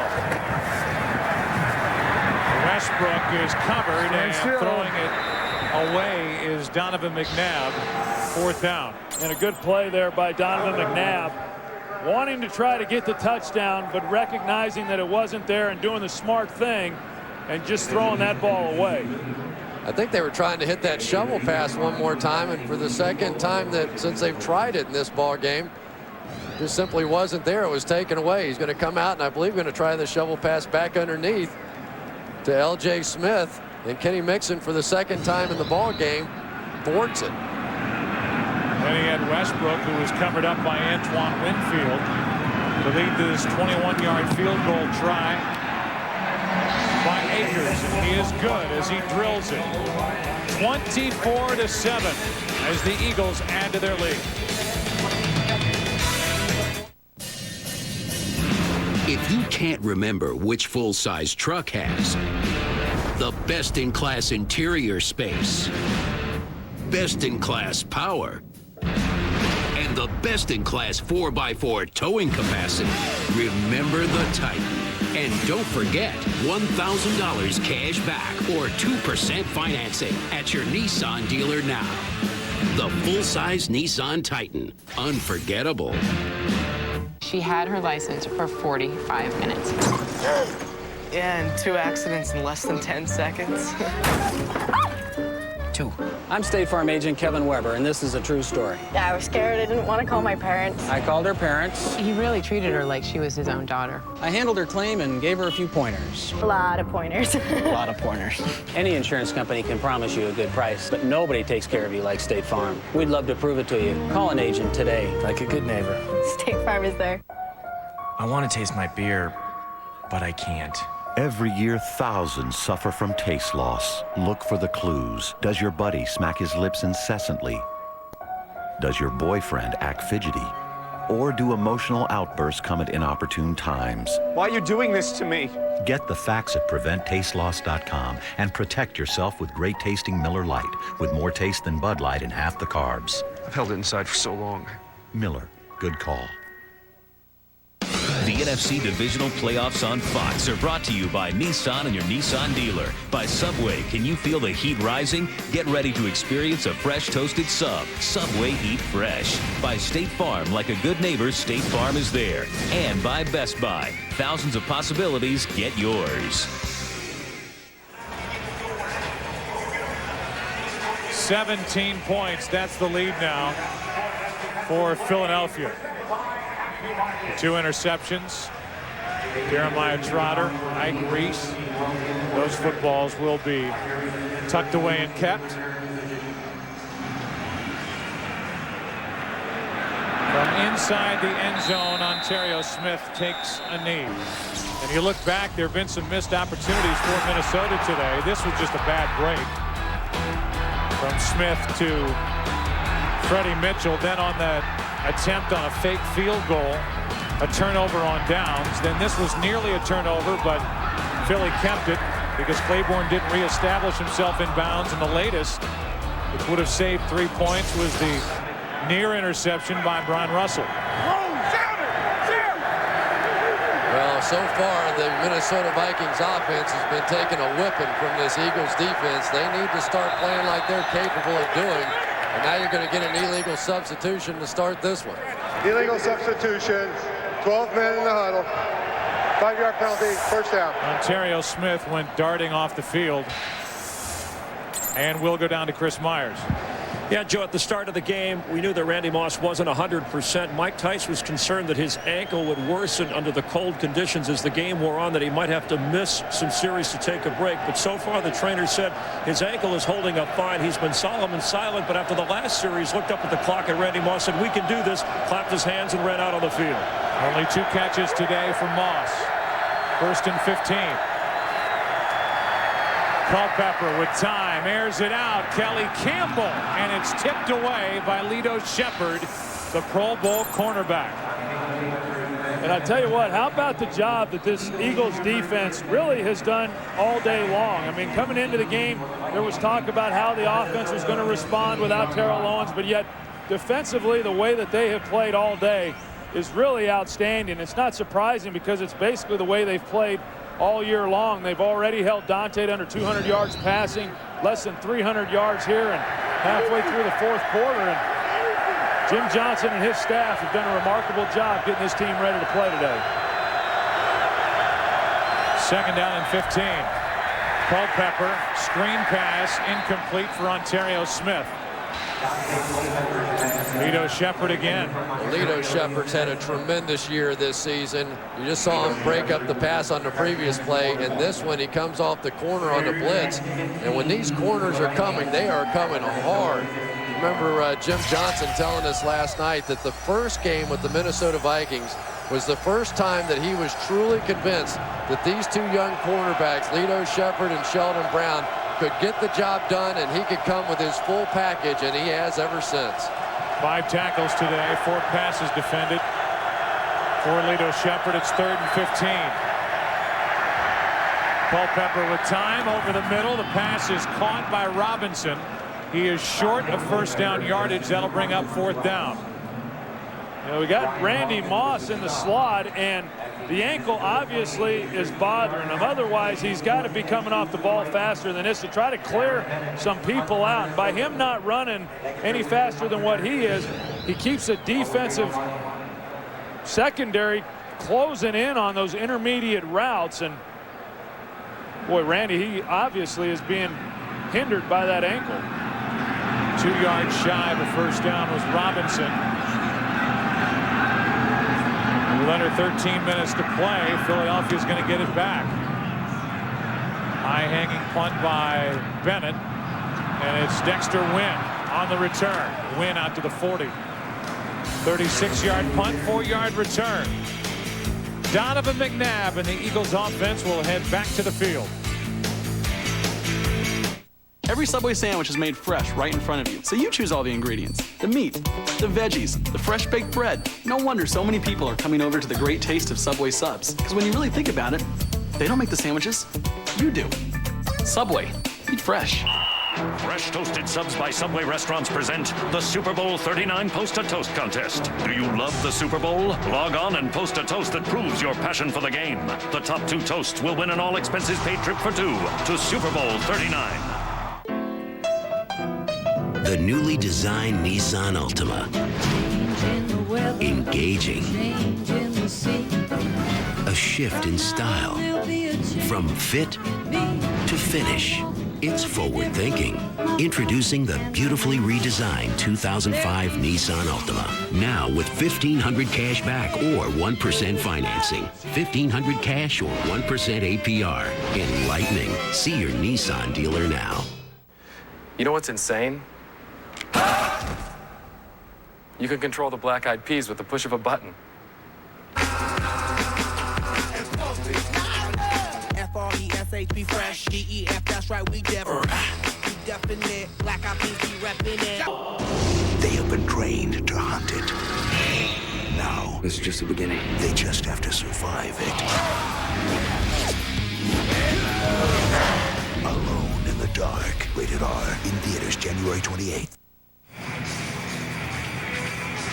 Heart and soul of that defense. Brian Dawkins taking a seat, and a guy who has played a brilliant game and been so good down the stretch, Jeremiah Trotter, taking a break while the Eagles offense takes over at their own 40. 4th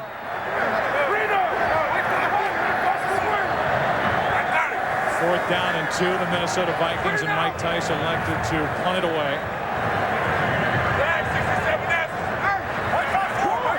Hope that their defense can make a stop.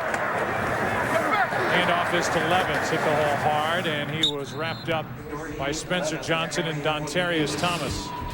Go back to that class of '99. Donovan McNabb, Dante Culpepper. Look at the numbers that have followed, including the Pro Bowls.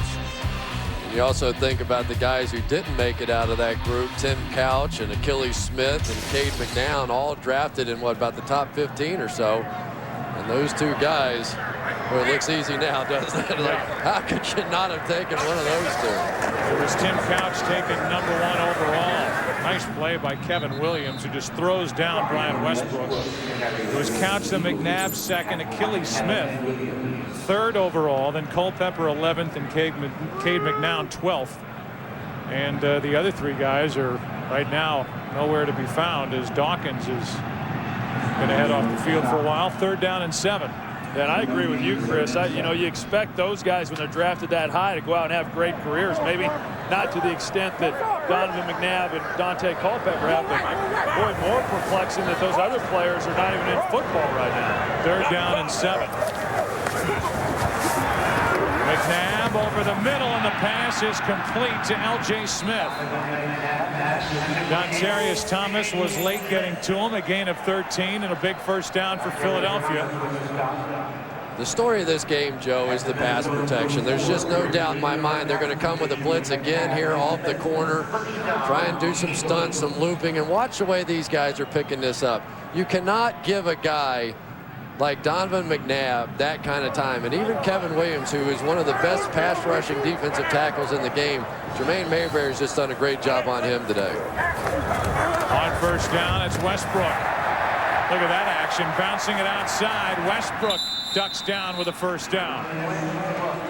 So quick, not a big guy, more powerful than you might think, and he picked up 12. American Idol, don't forget, 2-hour season premiere on Tuesday night. Tuesday night, 7 Central, 8 Eastern. American Idol starts right here on Fox. Under 10 to play, 1st down, Philadelphia.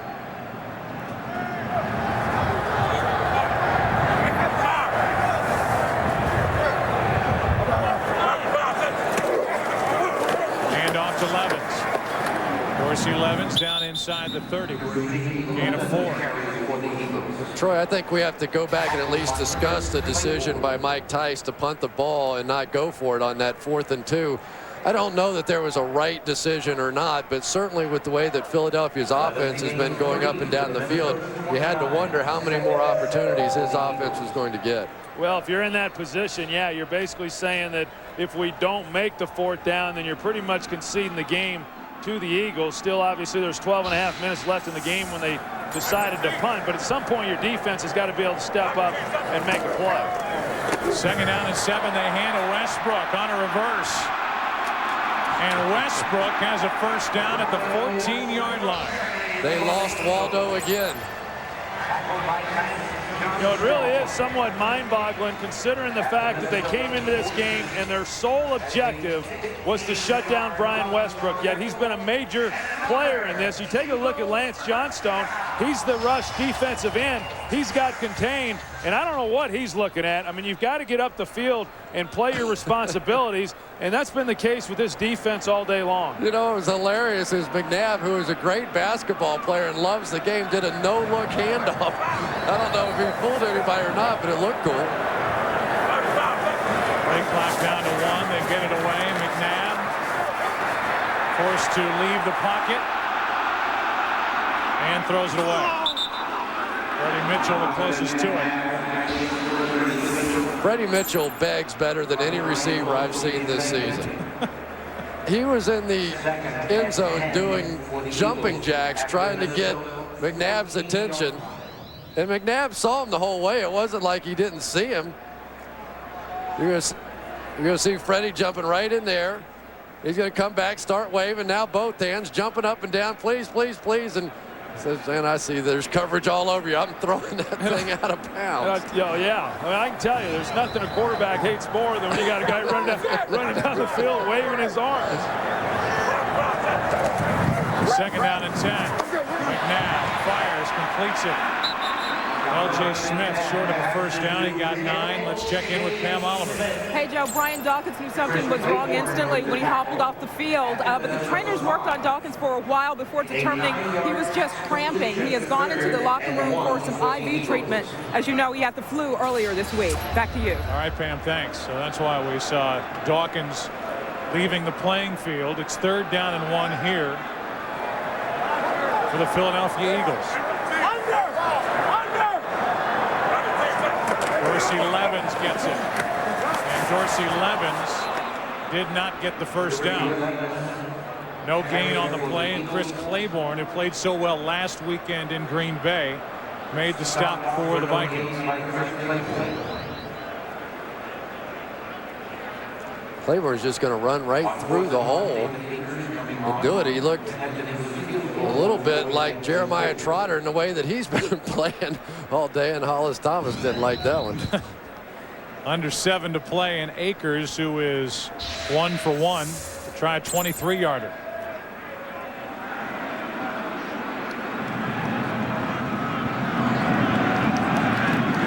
Good snap, good hold, good kick.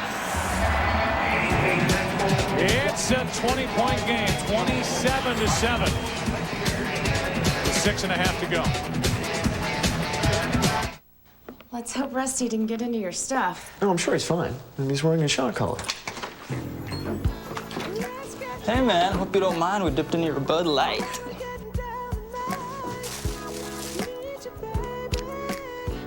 Battery was dead.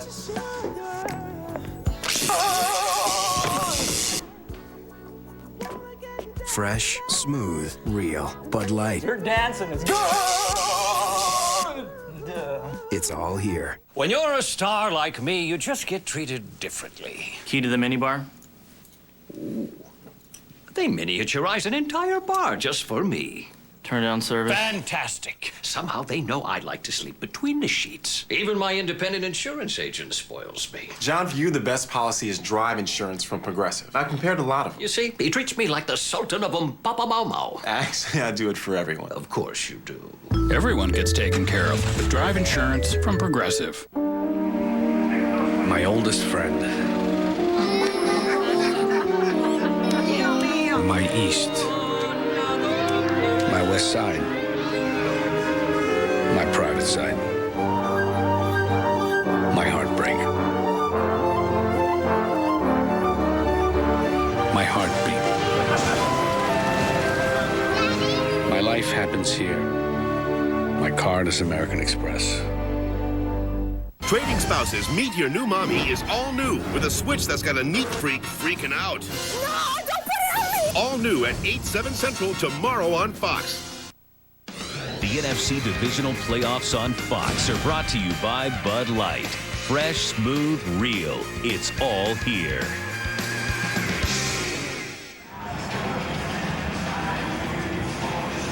The Philadelphia Eagles have themselves pointed right back toward the NFC Championship. They've lost 3 of those in a row. At St. Louis, at home to Tampa Bay, and then last year here to the Carolina Panthers. Akers kicks it away. And he got into that one. Moore will take a knee. We'll take a break. 6:39 remaining. And a 20-point lead for the Eagles.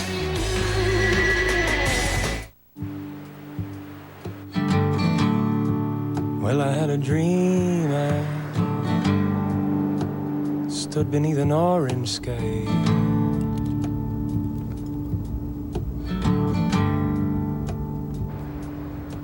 The multifunctional element. Yes, I had a dream. I from Honda. Stood beneath an orange sky. Where will it take you?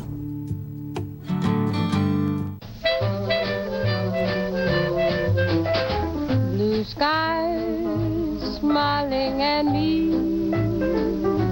Nothing but blue skies do I see.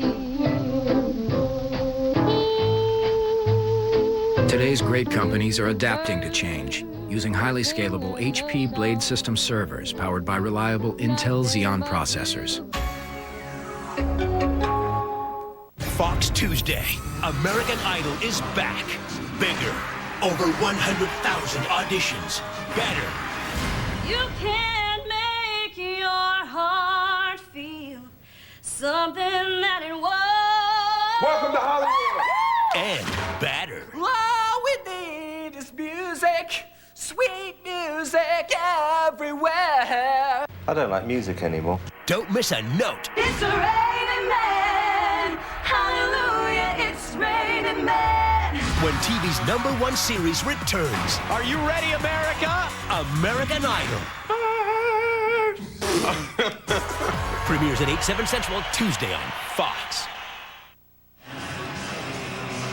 February 6th, here are the stories of past glory that have never been heard before in the untold stories of the Super Bowl. Our own Terry Bradshaw, Howie Long, Jimmy Johnson, Troy Aikman, Cris Collinsworth reveal their untold stories as well as count down the top 10 Super Bowl moments as voted on by you, the fans. To vote for your favorite moment, go to foxsports.com on MSN, keyword top 10.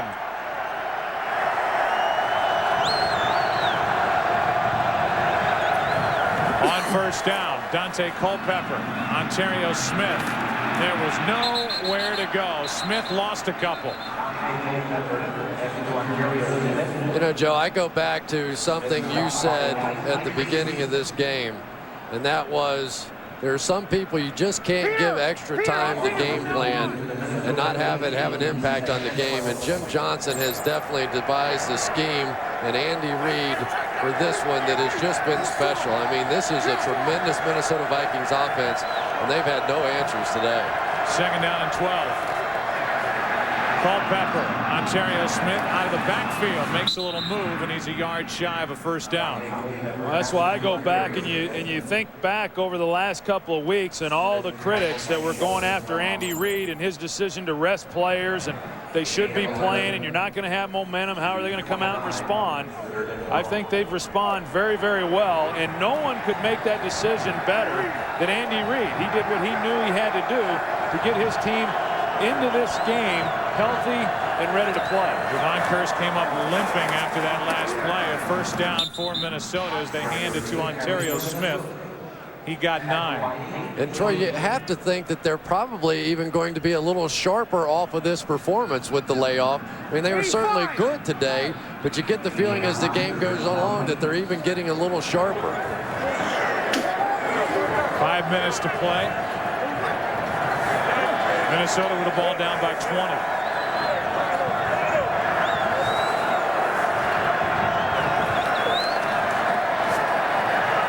Culpepper flushed out, throws on the run. Penalty flag on the play as the pass is complete to Robinson. Lito Shepherd made the stop, and this appears to be against Minnesota.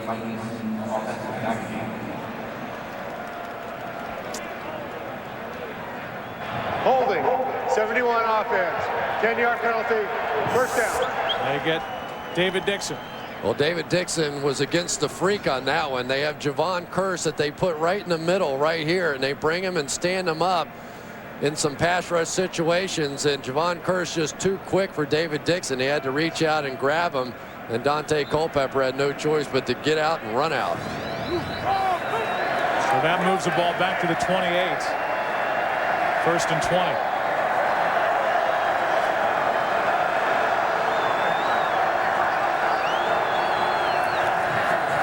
Blitz coming.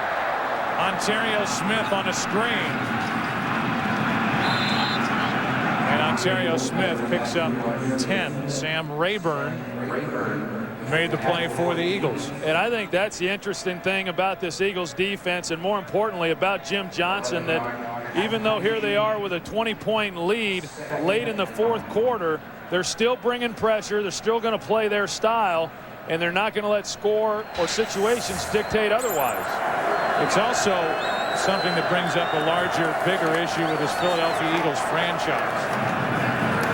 As Wiggins makes the catch, he's out to the 45-yard line. You're talking about Sam Rayburn, who's a free agent. You've got guys along the offensive line that are free agent acquisitions. A lot of them college free agents, guys that nobody gave a chance to. The job that this Eagles franchise has done of finding talent, letting the talent flourish, coaching the talent, and then locking up the talent in long-term contracts, they are the envy of the NFL. Third down and 3. And the pass behind Moss, who couldn't make the catch. And Moss was not a factor in today's game. And neither have many other receivers been. You go down the list, and Randy Moss is getting it pretty good right now. Of the great receivers that this Eagles team has faced this season, Randy Moss, Musa Muhammad, Hines Ward, Javon Walker, Donald Driver, Isaac Bruce, Torrey Holt, Chad Johnson, none of them have had 100 yards against this defense. It's fourth down and 3.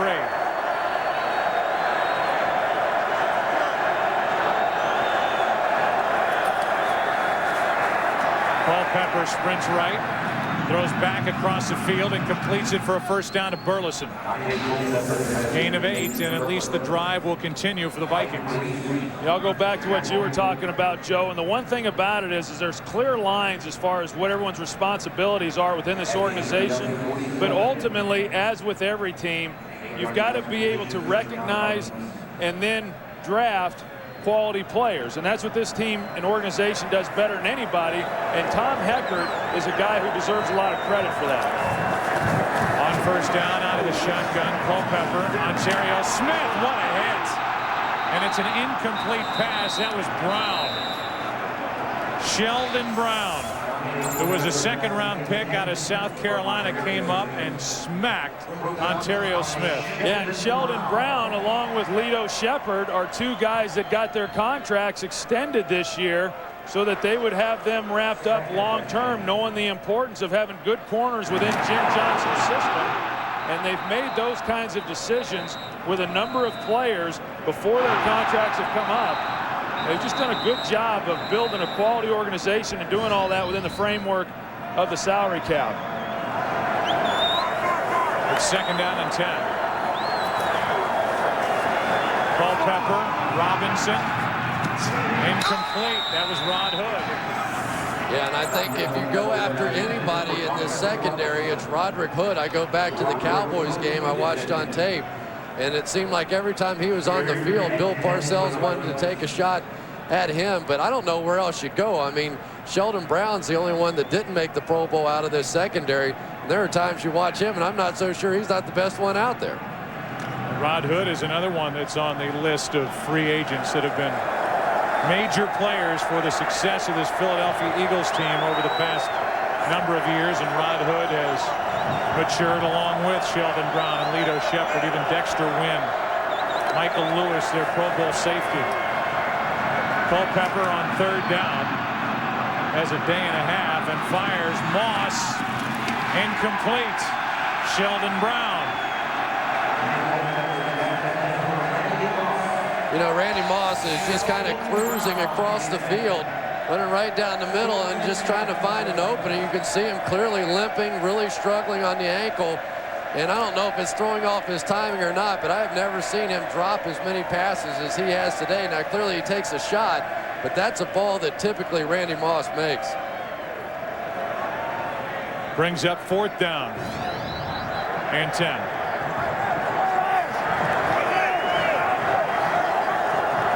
Biggest cheerleader and captain. Out of the shotgun. Blitz coming from the Eagles, and the pass to Moss. Good for a 1st down. Moss is down to the 32-yard line. Lito Shepard made the stop for Philadelphia. Gain of 15. The Philadelphia Eagles are trying to play a little bit of a prevent defense, show some blitz, and then run back out underneath it. But when doing that, oftentimes they're not able to get underneath the wide receivers before they get into the open lane. Coming up with a 2-minute warning. There's another free play. Should take a shot in the end zone. Culpepper does. Robinson on a jump ball. It's Robinson for the touchdown. It looked like Cris came across too early, and a 32-yard touchdown throw as it stands right now. Offside. Defense, 93. Penalties decline. Touchdown. So Robinson gets the 2nd touchdown of the day for the Minnesota Vikings. Culpepper has the other. Well, and a good job by Dante Culpepper recognizing that he did have a free play. Take advantage of it and throw it down the field. And that's why the official was right there waiting before he signaled for the touchdown. But he stepped out. Yeah, he stepped out. And if he waited until after to give him the completion, then that should have been an incomplete pass. This would have to be a coach's challenge. I know there's a 1:59 remaining right now, but the play started outside the 2-minute warning. It would be a coach's challenge if the Eagles want to do it, and Andy Reid is going to do it. I wasn't so sure he didn't have that thing pinned against his shoulder, and maybe that was enough for it to be a completed pass and a touchdown. Well, the official that was down there was waiting to see if he maintained control of the ball. I didn't see his foot. Ruling on the field that the receiver did not catch the pass, and the foot was out of bounds. Yeah, see, his view from where he's standing could not see his foot to see that it was, in fact, on the line from where he was watching it. He was watching the bobble and not the foot there to see if it was on the line. Now, I think that he has control of that ball. There is a rule that if you catch a pass, you have to maintain possession all the way to the ground. But I think that only applies if you're going to the ground on your own momentum. Clearly there, he was slung to the ground by Roderick Hood. And I believe that he had possession before he went out. But I agree with you, Troy. That was not the call that the official was making. He was waiting until he maintained control on the ground. You're right. The call is you have to maintain control even if you go to the ground. But that is if you go to the ground on your own. If you are tackled to the ground or pulled to the ground by a defender, then it's a different issue. The question is, did he have control of it long enough? Then there was the bobble. His foot was out of bounds. And say this, I wouldn't be shocked if they overturned it. Yeah, I wouldn't either, but I think that he has control here, and then the ball is ripped out as he's going to the ground. Now, maybe they would rule that his own momentum was taking him to the ground, and if that is the case, then this will be ruled incomplete because his foot is clearly out of bounds. You can see Rod Hood with his right hand in there fighting to the end of the play, and that last bit of effort getting the ball out of the grasp of Robinson may save a touchdown against this Philadelphia defense, as Pete Morelli will give it a look. So while he watches it, we'll tell you that this year you can expect the unexpected as Fox Sports brings the Super Bowl party to your house. Our guys will be in Jacksonville giving you everything you'll need to make your Super Bowl Sunday perfect, with in-depth interviews and analysis, performances by Kelly Clarkson, the Black Eyed Peas, and more. The next best thing to being at the game. Fox NFL Sunday Super Bowl 39 pregame show begins February 6th at 2 Eastern, 11 a.m. Pacific, in high definition only on Fox. It just surprises me that they haven't tried this a little bit more often this game. They came in thinking they were going to take some shots at just throwing jump balls down the field to Marcus Robinson, and really just haven't. They hit one earlier, hit another one here, and they just didn't do it often enough today. I think that's a catch, don't you? You see Robinson's effort. I'm going to disagree. I don't think that it is. No, really? I don't. I don't think that, because the ball comes out at the end, I don't think that they can come back now and say, well, there was possession prior to the ball coming loose. I didn't see that. I would agree with Troy. So we'll just wait and see. Pete Morelli will give us the call as the Philadelphia Eagles have challenged it.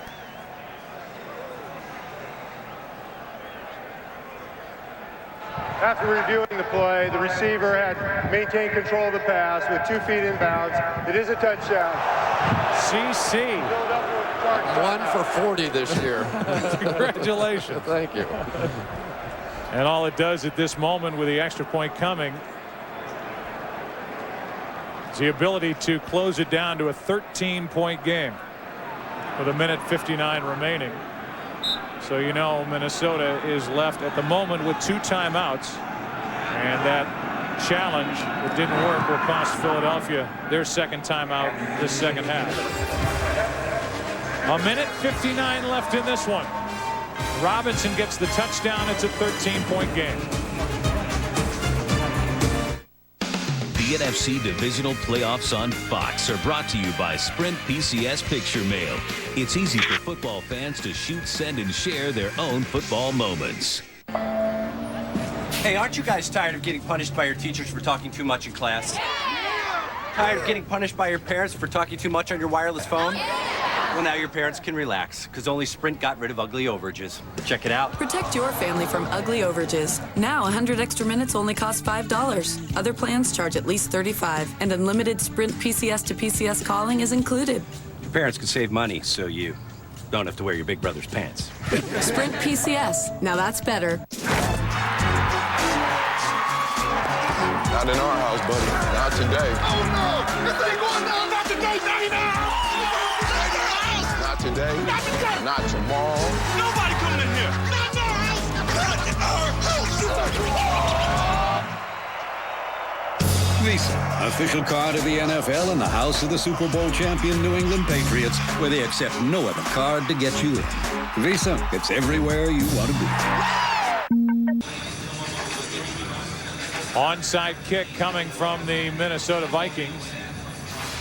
I have done this a lot of times, and this line of white guys are going to try and maul the line of green guys down at the other end, and it is not fun to be on the receiving end of this one. That's what I was going to say. I don't know anybody who likes being on the receiving end.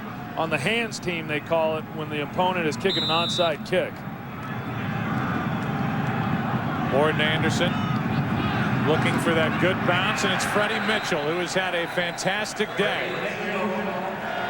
Freddie Mitchell on the recovery, and the Philadelphia Eagles will take over just outside the Minnesota 40. We talked a little bit about Freddie and the job that he did in the last game of the regular season, getting to play some and getting a lot of opportunities, and comes out here today and has a good game, and it's really a good thing to see too, because certainly with the production that Terrell Owens had during the course of the regular season, somewhere that's got to be picked up. Freddie helped pick that up here today, as did Brian Westbrook, which is what we expected. You just have to think back, how good was this team when they had Terrell Owens? It's a little frightening they can put on this kind of performance, but now the matchup with the Atlanta Falcons this week, I think is just going to be tremendous. Yeah, I mean, I think pretty good as far as how good were they with Terrell Owens. I mean, their wins, in the wins that they had, averaged 14 points margin, in the games that they've won. So that tells you how they were able to dominate the opponents that they played. If you want to talk about the Atlanta Falcons, now it's going to be the chess match of Jim Johnson with this fantastic defense of the Philadelphia Eagles, trying to figure out a way to contain the running game, and that includes obviously Michael Vick for the Atlanta Falcons. And at one time it was considered to be the weakness for the Philadelphia Eagles defense, trying to stop the run, but I don't think you can say that anymore. Since Jeremiah Trotter has gone in the game, he has just become a force. Yeah, and I think what we've seen here today, as we saw yesterday, whether it's the Minnesota Vikings or the St. Louis Rams, these teams that that have to go through the wild card game in order to ultimately go all the way to the Super Bowl. By the time they even get into the divisional game this weekend, it's hard to get to that emotional level that you have to get to in the playoffs, especially when you're doing it against a team that's been able to rest, and it's their first game of the playoffs. On 2nd down and 10, they hand, and it's Westbrook breaking free for a first down inside the 30, down to the 26. We go back to January 11, 2003. Two teams meeting in the playoffs, Atlanta and Philadelphia. Bobby Taylor picking off a Michael Vick interception and returns it 39 yards for the score.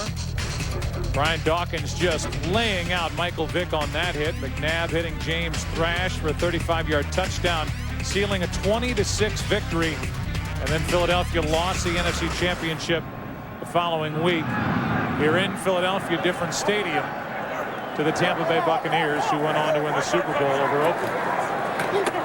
On first down, it's Westbrook. And if Westbrook is so valuable, you could make the case that Westbrook shouldn't be getting the ball right now. But I guess they've had enough rest, Troy. So yeah, hey, why not? Why not? You know, to go back to what you're talking about with Atlanta, I think Michael Vick's a different quarterback also from where he was a couple of years ago, and his development has really been remarkable. I mean, I know that he's not the passer that a lot of people would like for him to be, but he can beat you in so many other ways. And then when you talk about that defensive team of the Atlanta Falcons and the way they're able to put pressure on a quarterback, it should be a good matchup, Chris. You know what's really fun for me to watch about it is there's a certain simplicity to Atlanta's offense. I mean, basically they run the cutback play, they run the stretch play, and they run the bootleg off of it. And it's almost like, what do you want to try and defend? If you run your linebackers over the top, they cut back. If you try and crash your end down to take that away, here comes Mike Vick on a bootleg. It's pick your poison, and all of them can really run. And there's a guy that's going to have to pick the poison. That's Jim Johnson, who just left the frame. Brian Dawkins is his defensive leader out on the field. You know, pretty remarkable that this year, that when everybody's talked about the great defensive teams in the league, it's been the Washington Redskins and the Baltimore Ravens, and so few people have thrown the Philadelphia Eagles in with that group, and they certainly should be one of them. Well, it's simply a question of yardage. I mean, they give up yardage. They're a number 10 defense in the NFL, but the most important statistic would be points. And this is a team that was tied for second in the NFL in points allowed, but they're not known as that. And only second because they basically gave away the last couple of games of the season and gave up 38, I think, to the Cincinnati Bengals.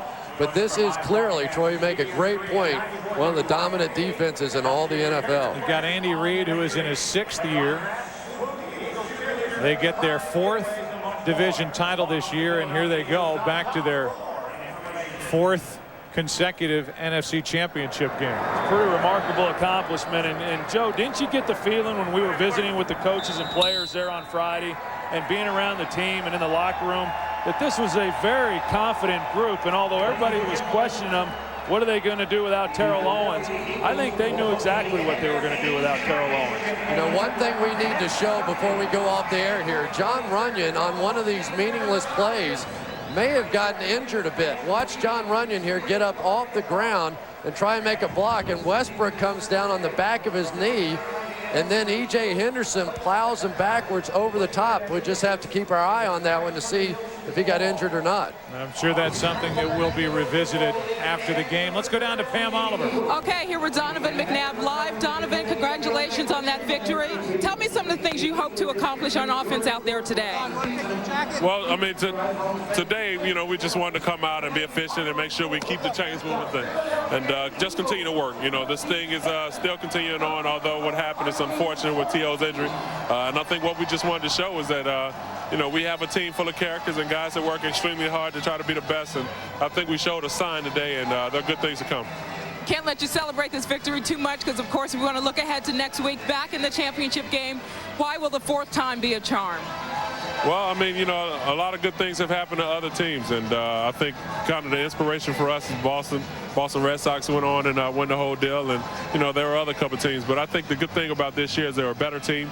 We're healthier, you know, and I think guys just kind of have it in their mind of what we need to do in order to get there. And, you know, if we make it and, you know, we play well next week, you know, we're not just happy just making it. So that lets you know where our goals are, and our goals are to win this whole thing, and we're taking one game at a time. McNabb and Vic, not bad. Thanks, Donovan. Let's go back up to Joe. All right, Donovan McNabb was there for Game 2 of the World Series in Boston, and what an amazing accomplishment. 4th consecutive NFC Championship game for the Philadelphia Eagles franchise. They beat Minnesota by 13 points. We'll come back and wrap up our day after this.